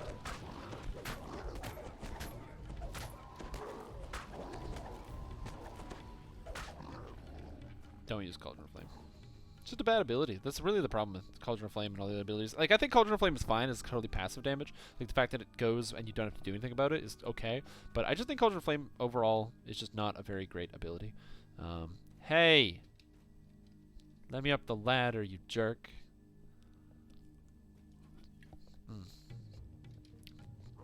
Hey, what's up, champs? Look at all these champs. My god. I am in trouble. Uh-oh, we're getting into trouble. It does not affect breakables in any capacity, that is right. Yay, Tomb of Jade. But yeah, you can't break stuff with it. You can't really do damage with it. Like I said, it's fine as like a passive source of damage. So like if you run into a situation where you're like, oh man, what am I gonna do? I'm just standing here fighting monsters in this singular area. Turning on Cauldron of Flame is not gonna have any bad effects. It's just gonna deal some damage. The problem is because you have to stay in one place. Generally, you don't want to do that. It's not too good. So Perhaps he can shed some it's light hard on it's hard to its affect contents. gauge. Give me a moment here. I have to send some text messages because I am.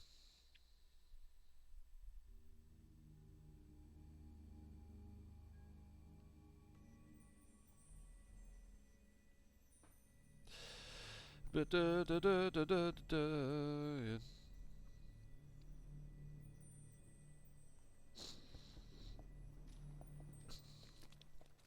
you think Temple of Elemental Evil is soloable for somebody with First Life and OK Gear? That depends on what you mean. Do you mean soloable on a First Life OK Gear and on Elite and at level 9? No. The answer is no. You definitely can't. I can't even solo it when a good character at level 9, so... Yes, 0 of 10. I know, I suck. Have you heard of the feature where they made red name bosses champions? It's not a feature. That's well, it's a feature. As in somebody like totally forgot to take them out. Uptime, coins. What are you talking about? Those are commands I don't recognize in my chat. It's not my chat. It's Turbine's chat. Monk fast recalls. God damn it. Heroic level 7 normal? Yeah, probably. If you have good gear, probably. But it's still hard. Cordo wants them to not fix it. Also /10. Oh my god. What am I supposed to do right now? Did I get I gotta turn. Sorry, I gotta turn my thing on. I find my phone is hard to read. Oh god. What do we do now, team? What do we do now? What's good? It's like a good quest or something. Because I've been doing like variable quests. Like I did Threnal, which is weird. I don't usually do Threnal. I don't know. Let's do the desert. Desert seems like it's kind of fun. Let's do the desert, and then we'll do that. Let's do desert. Let's go to the desert. 13. Desert. Desert Elite. There we go. That's what we're gonna do. And of course we're gonna go into Purge Fallen Shrine. Purge the Fallen Shrine. Purge the Fallen Shrine. It's here. There it is. Can't remember where it is, but it's there. How far are you on Bearlock? My Bearlock's level 7. I haven't been playing it because I'm playing Bearlock with my brother, and my brother is a jerk who's been playing other games. He's been playing Elder Scrolls Online. He's been playing Star Wars The Old Republic. Now granted, I don't endorse or support the playing of Star Wars The Old Republic. I think it can be a pretty good game from the standpoint of playing it for getting a story, like because it's got a good BioWare type story. But I do not in any capacity think that it is the type of game that you should play if you like visceral, real, fast-paced combat. Or anything like that. I think the combat's very boring, bland, banal, uninteresting, just a whole plethora of not good things to say about it. But at the same time, I do think the story is like unparalleled because again, it's a BioWare game. Did you guys play Knights of the Old Republic or Mass Effect? Damn, those are good games. But he's been playing Star Wars for other reasons, and I don't know why. And I've told him come play Dungeons & Dragons. Because I'm playing Bearlock with him, I'm not going to outlevel him, so.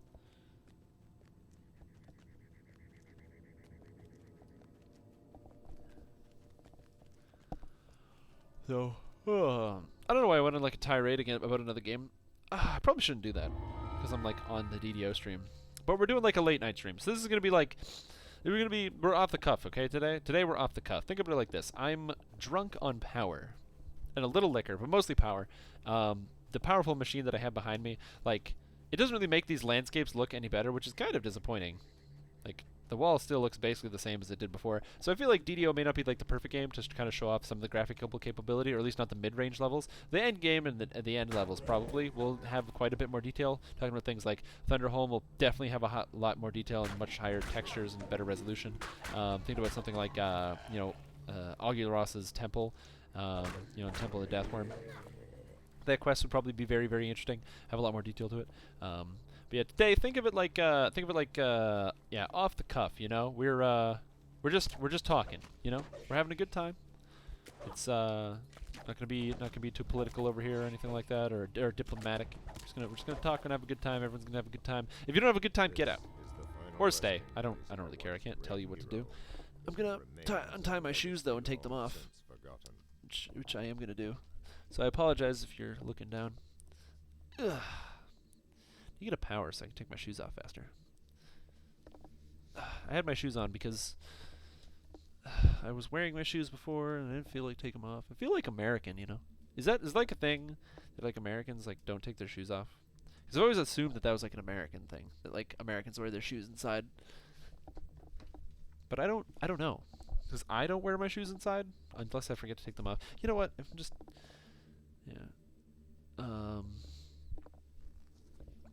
just getting my shoes out of here.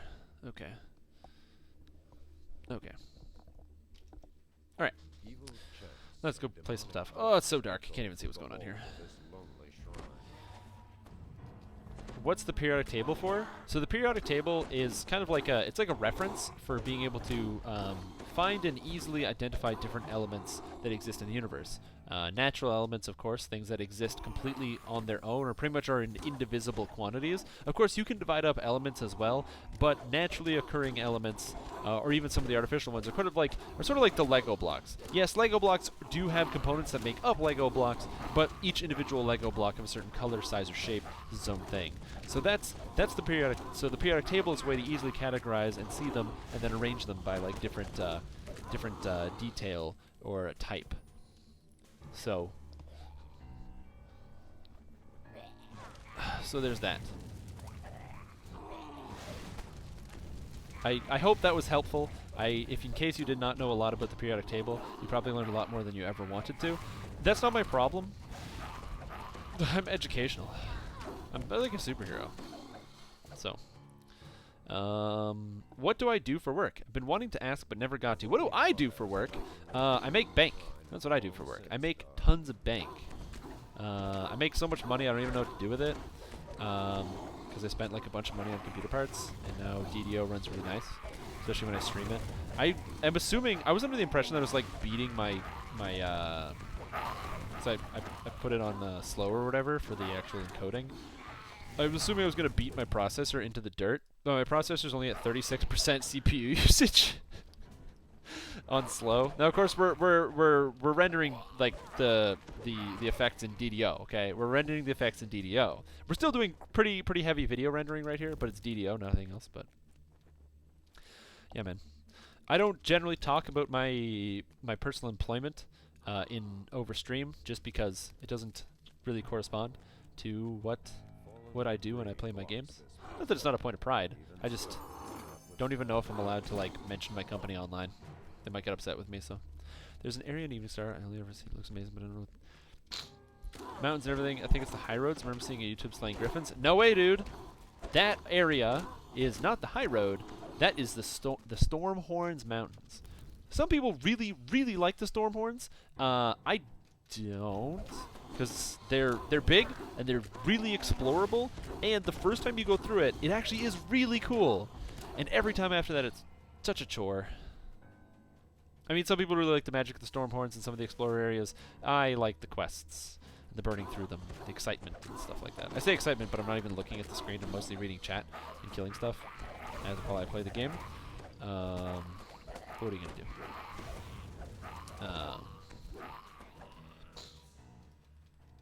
But yeah, if you would like a very small amount of insight into my job, I mean, I am a manager. It's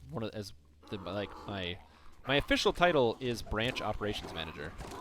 So there you go. Yeah, that gives you some insight. I just don't want to get, like I said, get into detail of what I actually do. I'm not even entirely sure if I'm allowed to talk about it. Company image and all that. We have to like sign stuff. I don't have like a top secret job, but it's like it's one of those situations where, you know, like it's just for the purposes of like saving face. If you're like a total like jerk outside of work, and then work finds out about it, and it becomes like their big image. So, Strim is a professional Twitcher, at least. That's true. If all of you think that my content is great, if you're like, man, Strimtom's great. He makes me feel great inside. Just makes me feel magical and wonderful. I can only smile when I watch the Strimstream. You know, that's really touching, and I really appreciate that. So I'd like it if you showed your love and devotion by going to this link right here and following me on Twitch, where you can catch me not just on the DDO stream every single Monday from 7 to 10, except for this week because I skipped the first section because I was getting this brand new computer, super good. Welcome. But you'll actually be able to catch me whenever. As well, if you want to know entirely when I'm streaming, boom, right above me is my Twitter handle, and you can find out when I'm going to be streaming right there. Unfortunately, this week, like I said, if I don't really post anything, it's because usually I'm working a lot, and so I'm going to complain about that. But if you guys want to support me, I would love to be one of those guys that sits at home and plays video games all day instead of having a real job or actually working. Working is terrible. You know, you have to like leave your house, and it's hard work and stuff. And hey, what's going on, Utark? Utak. I always say Utark because mentally I think that's the name. No, it's definitely not. But All right, what is the periodic table in my room? I just have a poster of the periodic table, okay? When I was in school, I studied biochemistry. I was a biochemistry student. I did a specialization in biochemistry. I did a major or bachelor's degree of science in biochemistry with a specialization in microbiology and immunology. I, in no capacity, work in any of those fields because that's what happens. It's called life. But yeah, I just like science, so I was like, well, I'll just get a periodic table poster and put it on the wall. You don't ask me what I've got the dinosaur poster for.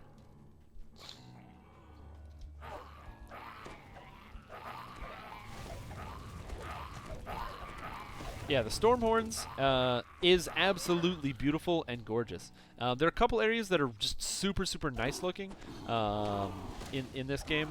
I really like Yalthun's house in the quest In the Flesh. I think it's just super well designed and really well done. I love it. It's just so intricate and interesting. The Stormhorns are a level 19 adventure area or a level 27 epic adventure area. So.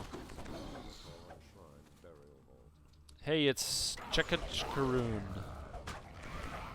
who's basically like, I'm gonna get murdered. Oh. And he gets murdered. Help! I'm blind! Whoa!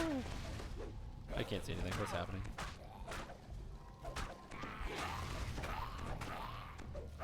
A camel? It's not a camel. It's a dinosaur, and it's a brachiosaurus, and it says never forget. Now somebody's gonna comment in chat and be like, that's not a brachiosaurus, it's a patasaurus or one of these other dinosaurs. I don't know my dinosaurs, guys. I'm no paleontologist. Paleo-medio-contemptorologist. Although I will say, I do have family members who are paleontologists. My cousin's like one of those doctors. He's a doctor of paleontology. One of those doctors. He loves being one of those doctors, though, because who doesn't want to be a dinosaur doctor? That sounds awesome. Kind of jealous. My life is not quite as exciting. Definitely very exciting. You know, I get to spend a magical amount of time with you guys. It always makes me feel so good when I, It always makes me feel so good, of course, when I, the next one is going to be Chamber of Ramit? Or Kurish? I don't know. The one that's, like, closest to here. It's just to the northeast. I say northeast, but I think it's actually southwest.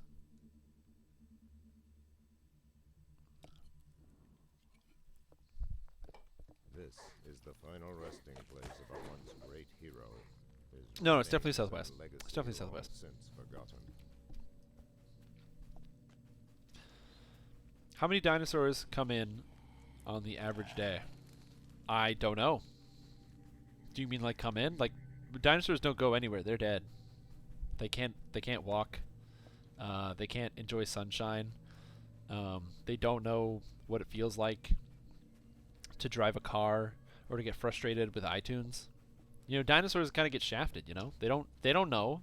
They don't know science. So, it's a sad day for the dinosaurs. Rest in peace, dinosaurs. Well, yeah, but you understand. I'm not a dinosaur doctor. I'm not a dinoropticologist. I'm a guy. It's different career path. So, I don't know dinosaurs.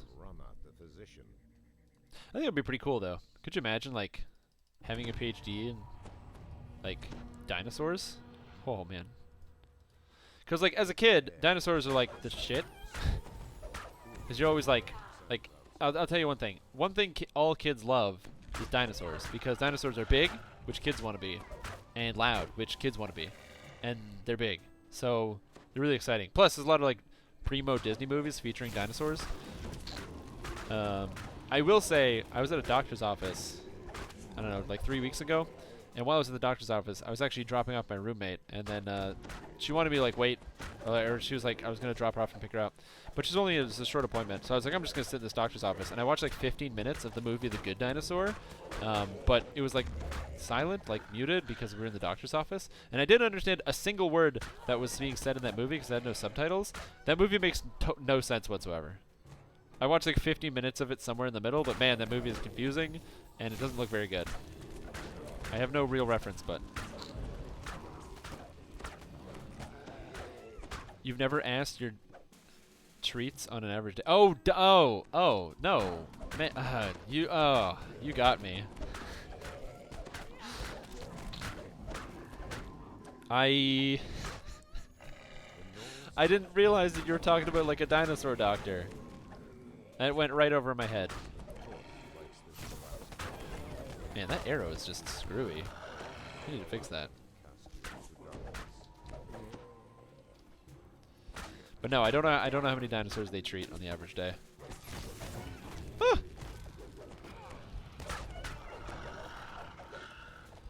Oh man. I don't know. So this build, I really like this build.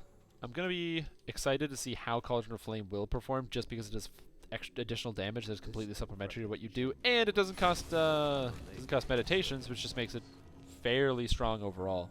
It's just as additional damage. The problem is I'm kind of worried that, you know, it won't do anything, but we'll see.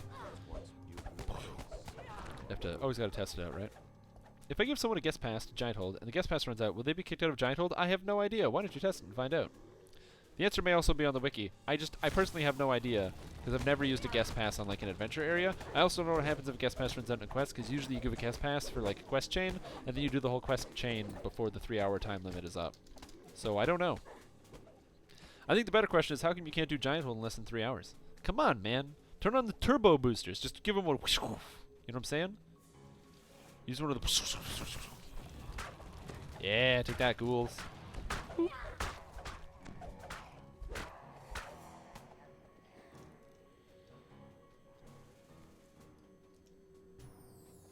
These dusty chambers contain the mummified bodies of So there's a mummy here. not the There is a mummy here. his resting place in shadows. Don't touch me. Don't touch me, mummy. No, don't touch me. Don't touch me. Got him. No mummy rot. I'm good.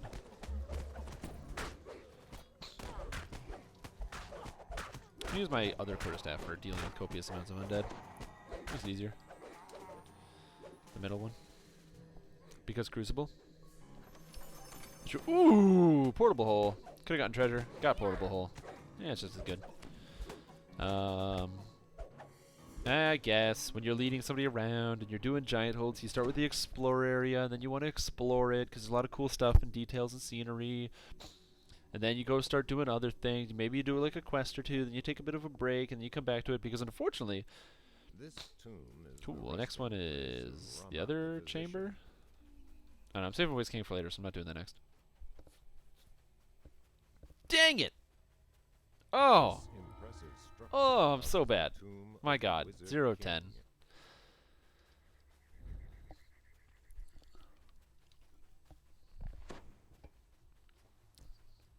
Man, I am the worst. How can you guys even watch such low quality garbage? I mean, like, for real. This guy is just sitting here, just like doing whatever, not really paying any attention. You know what I don't understand? I have a phone, right? Twitter just won't send, like, if somebody tweets at me, I don't get it on my phone. I have to, like, be on Twitter. So, like, if I go on Twitter right now, and I go on my notifications, boom, I've got notifications. I was retweeted, and while I was doing other stuff, I had 3 people tweet at me. But, like, my phone doesn't pick it up. My phone, like, has no idea when somebody tweets at me, and I don't understand why. It's true. I gotta show it off. I gotta instantaneously just disappear.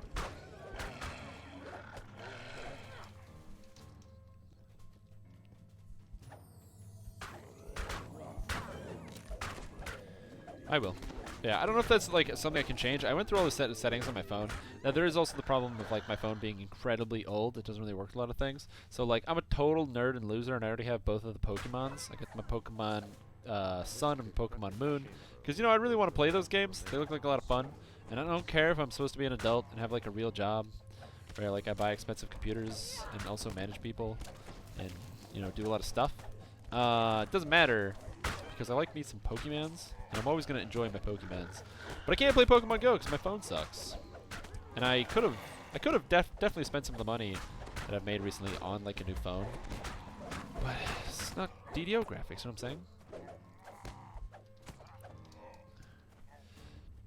So I don't know if it's my phone or not.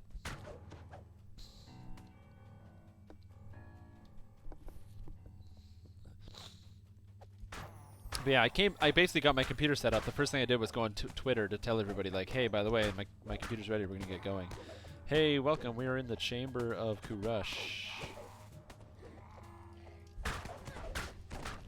To try to tell everybody, be like, hey guys, we're gonna get started, it's gonna be super cool, we're gonna have the Strimstream and all that stuff. And I was like, oh, okay, cool, the next one after this is gonna be Maraud the Mines if you wanna head out there. Ooh, remnants and treasure bags, oh my. And then I saw all the people that had tweeted at me being like, yo bro, where's the stream? Which I appreciate, by the way, you guys are awesome. I don't generally think about like I think about my stream like every Monday and I always have like an idea. I definitely, unfortunately, haven't been able to put quite as much effort in as in the past. Like when I did the group streams where I'd have like kind of segmented pieces, or when I used to have the Dungeons and Discussion segment where I would open up a topic and we would all talk about it as a group and kind of come up with some kind of like ulterior conclusion, or I would just basically talk at you guys and then have like people bouncing their opinions off, which I thought was kind of cool. Why does this thing have like 600 life? Oh well, he's a Tomb of Jade. Yeah, Tomb of Jade. But it's really cool. If you did send me like a tweet being like, hey man, aren't you streaming and stuff like that? It tickles my insides. It's either that or like I have a stomach ulcer, one of the two.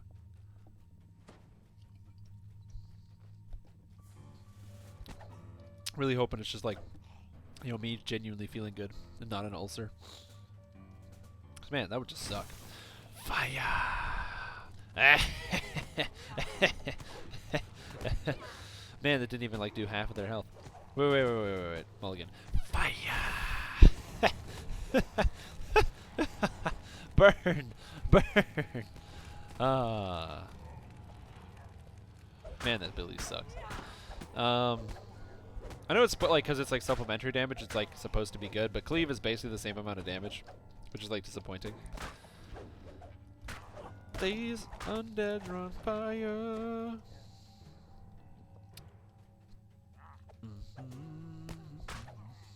Uh-oh. Hey look, it's a chamber of a bastard who's going to get murdered.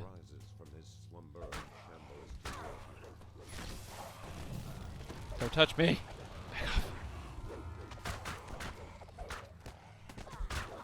Aw, thanks man. I do think I'm pretty enjoyable to watch. I talk a lot. I drink a lot of caffeine as well. Probably going to cause me problems in my old age, but whatever. And besides, the sooner you get talking, or what was it? If you don't start talking, what is it? If you don't get busy talking, you get busy dying. Morgan Freeman. Get some food, sit, watch the stream, and then I see the delay, and I legit stood there for 5 seconds wondering what to do with my life. That's funny. Within this ancient structure lies the tomb of the astrologer. Murdered.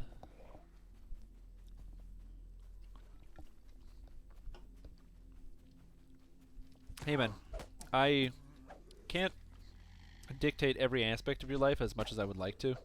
Because I'm like, it really just shows like the dictator in me. But as deeply dissatisfying as it is, it can sometimes be difficult to control other people's lives.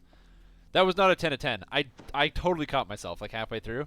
I realized I'm like, oh my god, I'm recalling and I'm not doing it. So it was really bad of me, like really bad of me. Oh god, my foot's all itchy. Foot's all itchy.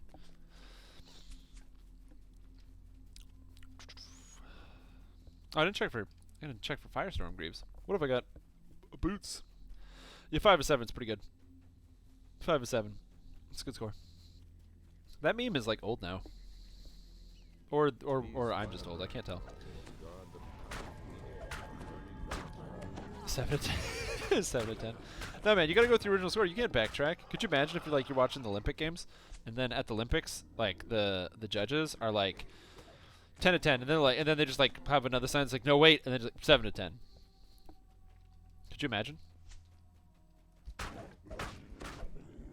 Or if somebody was like, or if like they do that for one of the contestants, and the contestant's just like, man, like, you know, they're just competing. They're like, yeah, I don't think I did that good. When they see the 10 of 10, they're like, oh yeah, you're right.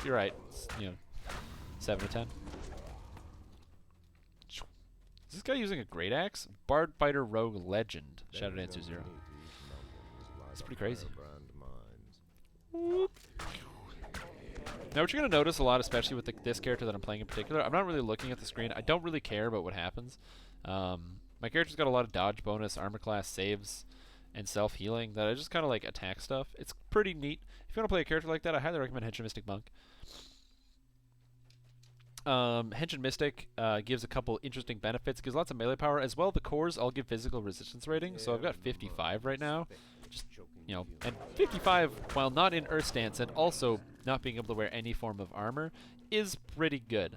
You know, like you definitely can't go wrong with that. Those kinds of stats. Oh, let's go back to the elemental blue. Maybe we'll break the staff today. Maybe we won't. I don't know. I really wish that there was a item defense enhancement in Henshin Mystic. That would be pretty rad. Yeah, because you change the score and it's just like ruin somebody's life. Right? It would be like it's like if there's like an award show or something like the Oscars or whatever, and then somebody's like says the wrong name by accident. It's like it's a huge slip up, an understandable one when you're under a huge amount of pressure, but it like basically ruins someone's life. Hey, what up? How to do? We're doing Maraud the Mines. I forgot to update it since the last quest. Ah! Roll the one on whole person. Let me free. Let me free. There we go. Better just be like a terrible system. I will say the lava does not look nearly as good as the water does, which is disappointing because it's lava. Lava's cool.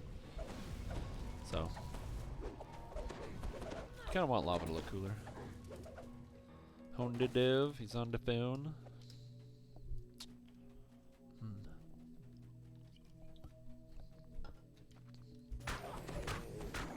There we go. How long has that outstanding impatience box been there in the LFM?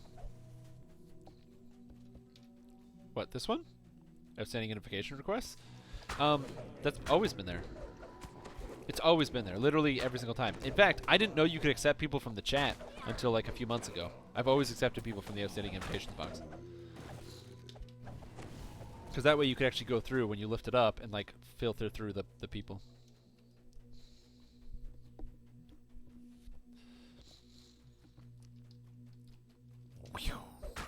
Okay, yeah, but lava is pretty cool because it cools down and it turns, it's like, well, when lava cools down, it really rocks, you know?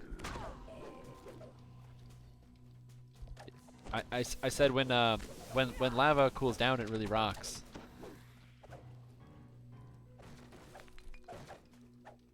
You know, because when lava is when it cools down, it rocks.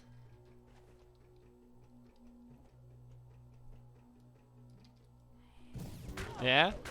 Yeah? You get it? Yeah? You gotta give it a good few hours on the joke there.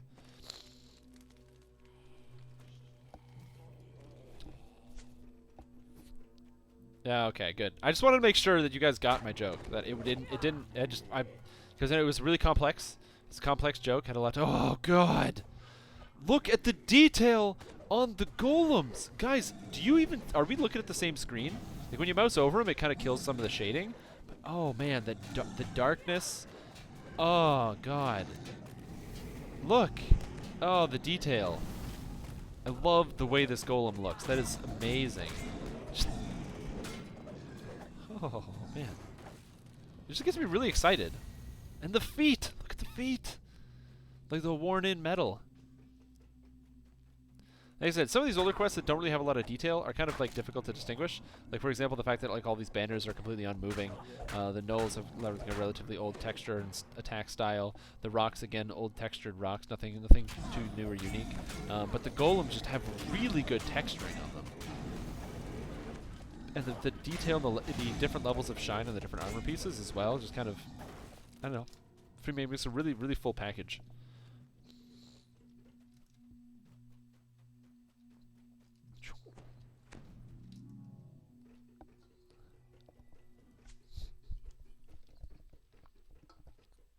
a complex joke just like this build. Yeah, man.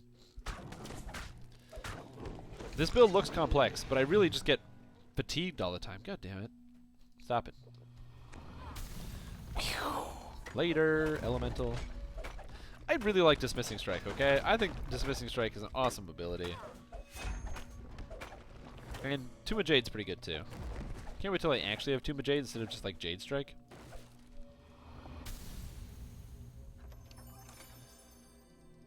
Ooh, outfit of no stats. Fire Opal. I need one more. Fire Opal.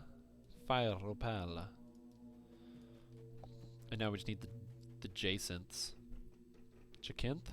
Jacinth? Well, that guy's stuck down there. I don't know how to say that. Is that Jacinth? Jacinth? I'm honestly not sure how to pronounce that word there. Usually I'm pretty good at pronouncing words because I talk a lot and I like the sound of my own voice. And you guys heard me pronounce incredible words like, you know, House Kenneth or what else triggers people really hard?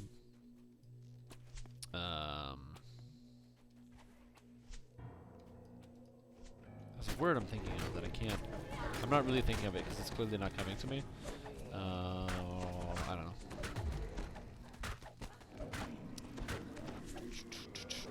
Moida. Don't hit. No. No. Don't hit. Don't hit. Ah, whatever. Wizardry, something, stats. Jacinth? Oh, Jacinth? You sure? You sure that's right? I don't know if that sounds right.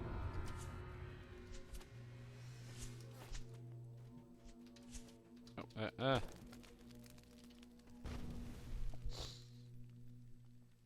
Hakinth.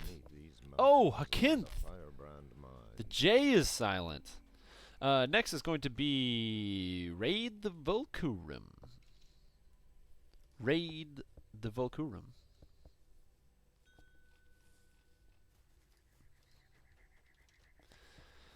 Hakinth. Hakinth. I really tried. I didn't realize it was already in fire stance by accident and not in ocean stance that entire time. Because I'm not very smart. I'm not so smart. No, I'm not. Goodbye, Elemental. That counted as a null. What a bunch of garbage. And now I'm going to start texting. Because I'm texting now. Do-do-do.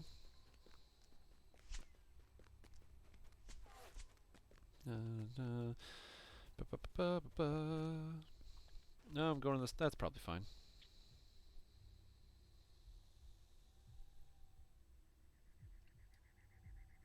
There we go.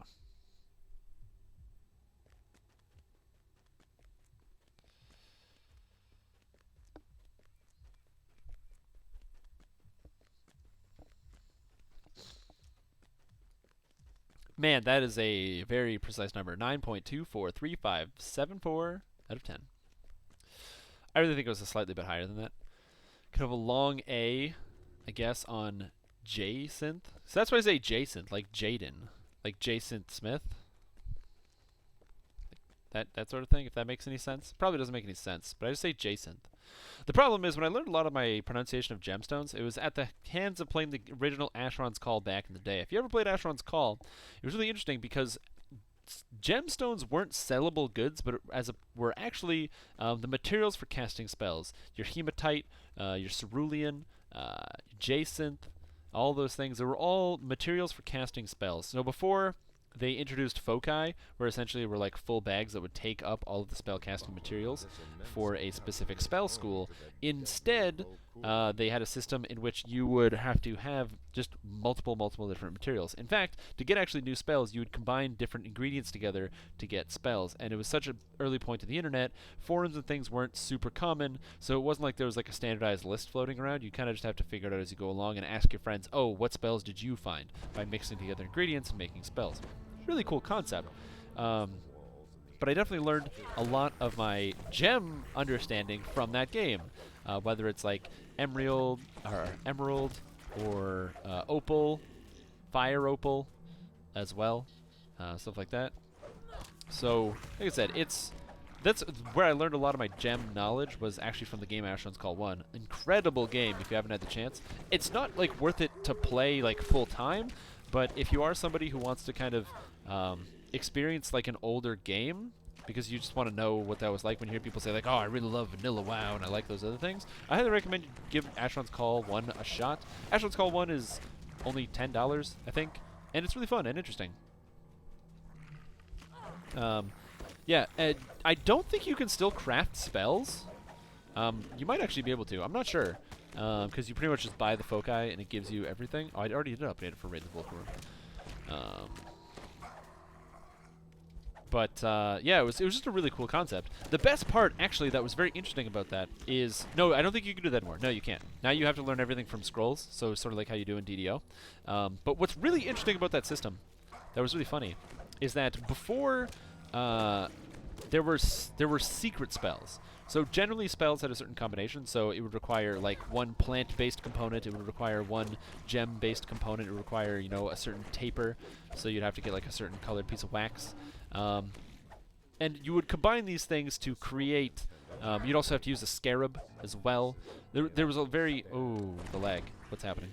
There was a very intricate way that you were supposed to combine all of these different ingredients, and it was one of each. However, there were a couple spells that were essentially like secret spells or monster-only spells, things that either were not intended for the players to have access to, or just kind of left in the game by accident, that you could actually learn if you combined it and got the right ingredients, because every single spell in the game happened to just have a recipe.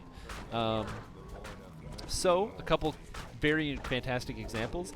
All the teleporting spells. Being able to teleport from one area to another was extremely rare in that game. However, there were some common teleports if you wanted to go to like towns and things like that.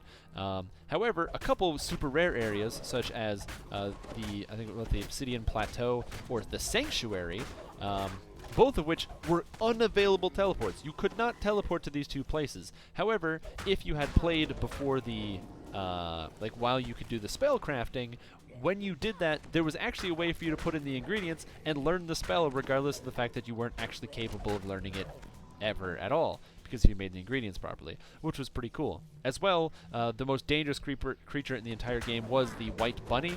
The White Bunny was a rabbit. That's just a regular-looking bunny rabbit. It had nothing special. However, the White Bunny was the most dangerous creature in the entire game because it was extremely powerful. Its auto attacks would usually kill you in one hit, and it had an ability called Bunny Smite, where it would drain you for 10,000 health. To put that in perspective, you usually had about 200 health. So when you take 10,000 damage, it's a lot more than your character can handle. Interestingly enough, you could learn the spell Bunny Smite if you actually... Hey, no worries, man. Thanks for coming to the first quest. If you actually put in the right ingredients, you could also learn Bunny Smite at the same time. Now, the problem is you couldn't cast it. It had too high of a a mana cost at the time, and of course, mana being somewhat hard to come by, there was no way to get an actual high enough, like maximum mana to be able to cast the spell. But you could learn it, which was very interesting. Again, definitely not intended. Not intended to be spells in the game, but very cool. Secret spells are great.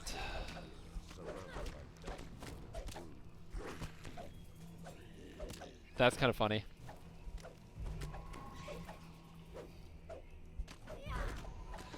I've never actually played Magicka before. I'm assuming that it's like a pretty good game. If the Mighty Durocan is gonna like say good things about it.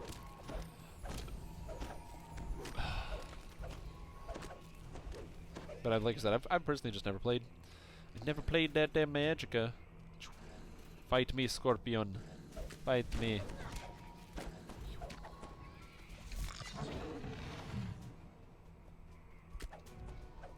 Whoop. Oh man, I'm just gonna start lagging away here.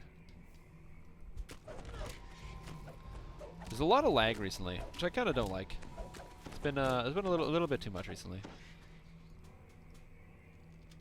Could just be like Canadian lag, but using your keys to craft spells is like real-time spell crafting, where you kind of like have to punch in combinations of things. Sort of like almost like a semi-delayed Street Fighter where you have to do combos, but you have like time to do your combos. 'Cause that would be pretty interesting.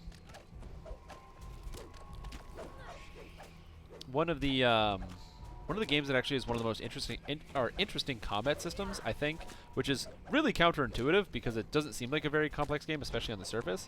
But one of the ones that has like a very, very interesting and intricate combat system is Mario and Luigi for the Game Boy Advance. So that game, of course, is just like it's just like a silly Mario RPG type game. But the way the battle system actually works is it all happens in like semi-real time. So you still take your turns and it's all turn-based. But then once you start your actions, it's all in real time, and you can customize your actions because you control each brother individually with each button. The A button controlling Mario and the B button controlling Luigi.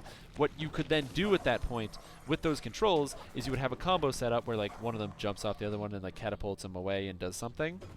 But you could press alternate buttons to change up something and to change the combos dependent on the situation. It was very interesting.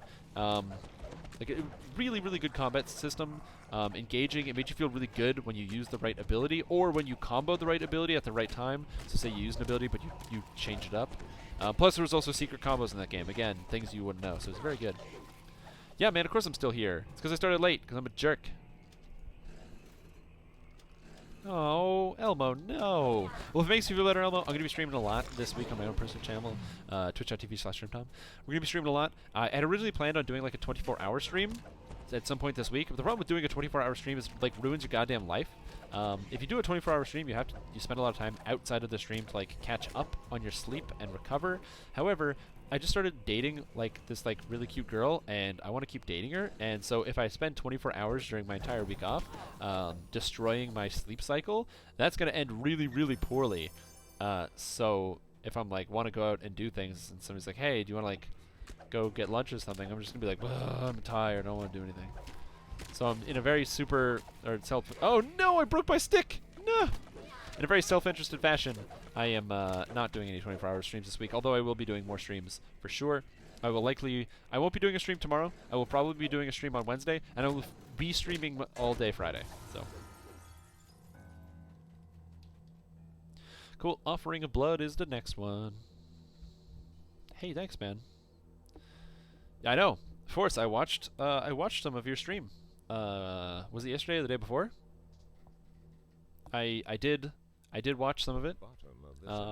I'm sorry you were unable to land on hitting level 20 in 24 hours. That is a very ridiculous goal. I think I'm pretty good at this game. I don't think I could do that, so.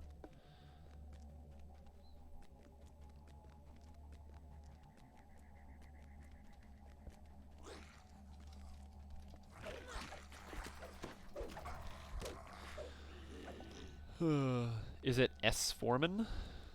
S. Foreman? Foreman? I have no idea what you're talking about. Oh, I guess it was Saturday, yeah. It's just gonna be I'm sitting in dead silence and not listening to any music, which is terrible. I just gotta quickly do a double check. Because I completely rebuilt my machine from the ground up, I don't know how some of the other things are affecting it. Just want to make sure everything's cooled down. I'm always worried that like my cooling is not working properly. It was too ambitious. Show pots to the full team, maybe if it hit 16 or so. Was it a first life build or not? Oh, George Foreman memes. I'm gonna be honest. I did not pick up the George Foreman memes. I figured the grill, but a Foreman. The George Foreman. Oh, that guy like didn't have volume on. He doesn't want to join me for the offering of blood. No, oh, that's fine. An offering of blood. Let's wait for it. Just wait. Oh, there we go. Third life. Yeah, there's no way. If you're a first life character, I believe you could hit. I could believe you could hit 20 in 24 hours with some like really efficient farming, and especially if you had an XP pot for sure. But third life character, oh my god. I did this character in like discrete 3-hour chunks, and we don't even do like a level a show, if I'm being totally honest, because it takes a lot of time and effort, and you get experience points. I'm lazy and I don't play all the time. It's not true. I play a lot, but I'm building up another character who will eventually become my main character at some point, and I'll start showcasing when I can. The problem is I'm really waiting on some more details about Reaper Mode. I really, really, really want Reaper Mode to come out, but I also want a couple more details to come out about the system before I actually get too invested and involved. The biggest detail I want to know is essentially how the reward system works. If I want to do Reaper mode on my main character, but you can't do Reaper mode on a lower level, so say let's just imagine a situation where we're talking about Reaper mode, because I will be doing this a lot, by the way. I will be showing off and talking about Reaper mode and spending some of my stream time, especially looking devoted at Reaper mode. I love DDO, I love challenging content, and Reaper mode just seems like the kind of thing that is right up my alley. I played this game inside and out. I could close my eyes and probably get through all of, or almost all of the quests in the game, just by pure memory. So I really want Reaper mode, but I am worried, depending on how the reward system scales and works, it may not be ideal to play as an iconic character. So, I don't know how the reward system is going to work. I am on the player council, but Turbine is very, very focused on keeping the way that the whole system works a secret, which of course is a good. It makes it a little bit more exciting. It means that we don't have quite as much insight on actually how the whole system works. However, because of that, it makes me worried. So let's just say that this is a hypothetical. This is not how the system works. Don't take this as like a gospel or spoken word. Let's just say that if you're playing Reaper mode and you do a quest on Reaper mode that gave you points that you could spend in some kind of Reaper-based enhancement system. So you got Reaper points that then maybe would make you more powerful in Reaper mode, okay? And you earn these Reaper points by doing quests on Reaper mode.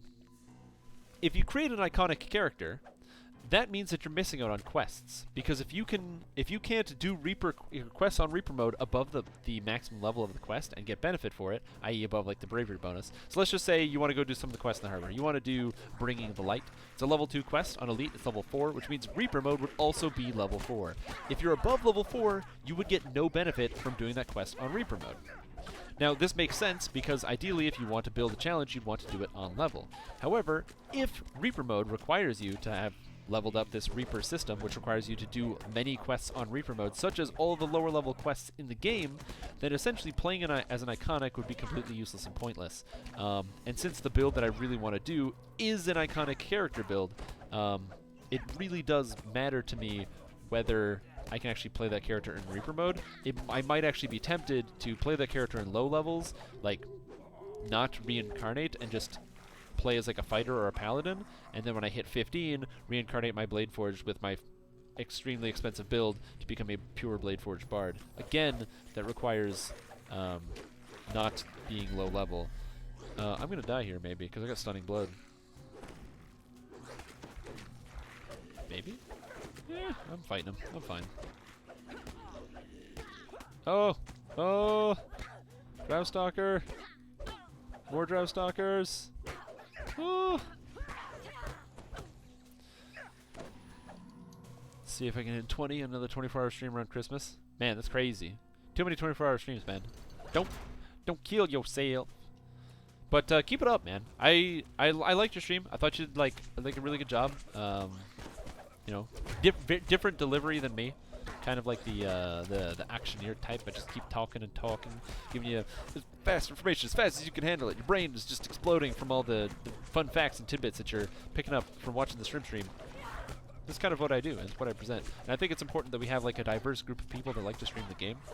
You know, people that maybe like you know, like to show off different aspects of the role play, or different character builds, or different aspects of it in general. You know, even if there's like a 24-hour always going on Slave Lord stream, I still think that'd be really good because you kind of, you know, give somebody to see what there is to strive for and how you can kind of maximize the way your character works. I don't have a 24-hour Slave Lords live stream because as much as I do Slave Lords, which is quite a bit, like I don't have like infinite Slave Lords time.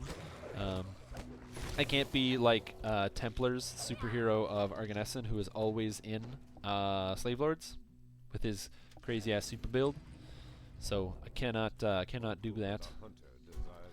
But I do think it's really cool that we have like a really varied community when it comes to both the play, and that's why I think it's really interesting that there's like such a backlash when it comes to Reaper mode, because the people that play this game are really varied. There's going to be some people that are really excited about Reaper mode, and there's going to be other people that don't give a shit. They don't care because it's not the feature that they want. They want to have more solo content. They want to have more other things. You know, they want more intricate crafting. They want something that's going to be more meaningful long term to them, and I totally understand that. But I'm really glad that we have kind of like this differing opinion and so many people with so many different play styles. It's cool, man.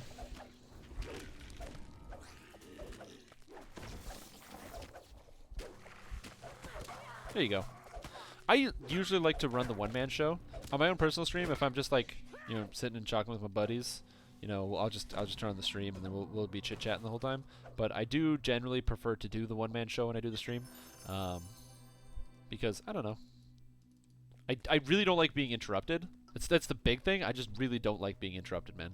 It's fucking so annoying when I'm just talking and I'm talking and then all of a sudden it's like boom, lost your train of thought. Oh, it's a link. Gotta be careful about links, man. Gotta be careful about links in the chat. We don't have a bot, but I am kind of supposed to moderate it. I'm gonna take this link and see if it's bannable. Nope, it's fine. Okay.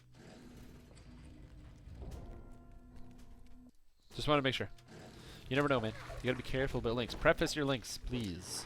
Because you never know when something is gonna be like, post a link to YouTube, and then it's one of those horrible YouTube links. And it's like, oh man, we can't have this in chat right now. But that's fine.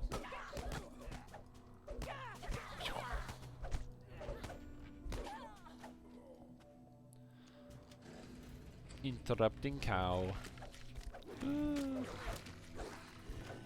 Cow says moo. Man, look at these guys. They just die so slowly when I don't have the elemental bloom. It really shows the power of that weapon, the critical threat range multiplier on it. It is ridiculous. Hey man, I wouldn't either, but I also like to drink copiously large amounts of alcohol and then make decisions that are contrary to what I'd normally choose to do. I'm not saying you do that, I'm just saying that's something I do. It's a great habit I have. Die, bastards! Oh, hey, yo.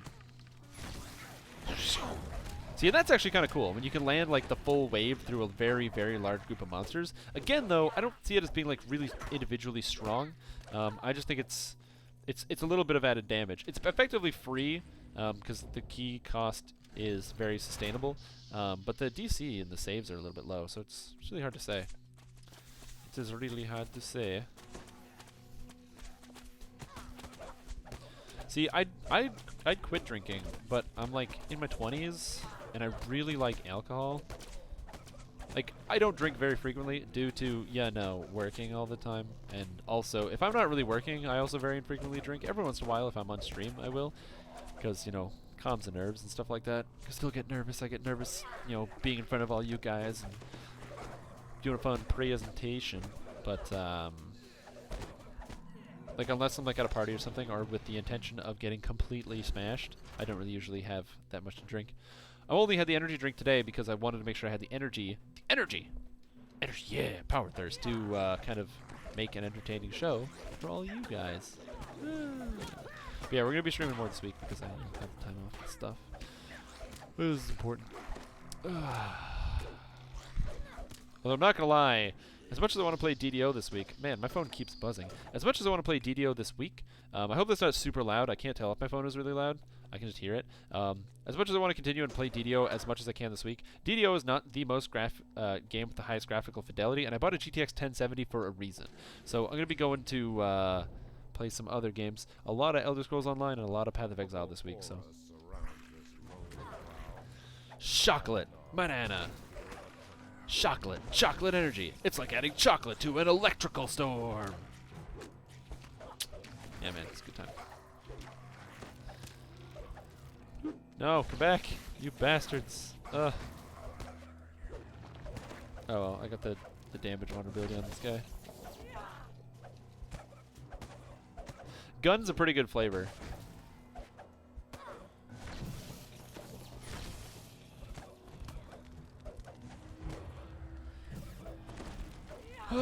Displacement and stone skin. Where did I go wrong? Why? Fortunately, I can actually hit him with my force damage.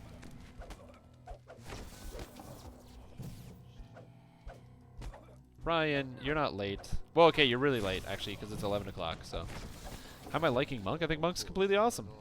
The redesign was really, really good. Of course, I'm playing as a Henshin Mystic, so I'm not playing as the Shintao. Shintao, I think, is probably statistically superior in stats. But I really like the play with the two-handed fighting, especially since you get +2 ki per hit. I don't need to be in fire stance to generate enough ki to deal damage, because glancing blows also generate ki. So it keeps you very full of ki. I really like it. I'm extremely tanky and defensive. I don't really look at the screen or pay attention. I kind of spend most of my time looking at chat and not really doing anything else. Have I tried outside yet? There's a subreddit for compared with the wiki in terms of quality. Outside? Like outside? Like over there? No, I haven't done that yet. The problem is I just got my GTX 1070, and the graphics outside are not nearly as good as the graphics inside, like in the game. So, but yeah. Well, I apologize for like starting the stream late, you guys. I kind of screwed that one up because I was building my wonderful computer here, and I still have some work to do. I have some cleanup that I have to do tomorrow and to hammer out a couple details, which I'm gonna do. But for now, I think I'm actually gonna have to end the stream today because I'm tired. I want to go to bed and stuff. So I'm actually gonna end the stream. I apologize. We'll be streaming more this week. If you want to catch more Stream Tom, you can follow me on Twitter, just up there, or on my own channel on Twitch TV/StrimTom. Feel free to give it a watch if you want to. Blah, blah, words. I'm tired. I'm gonna go to bed. I'm actually really just texting. I'm not gonna lie. There's like a 50-50 chance. I just want to like start texting.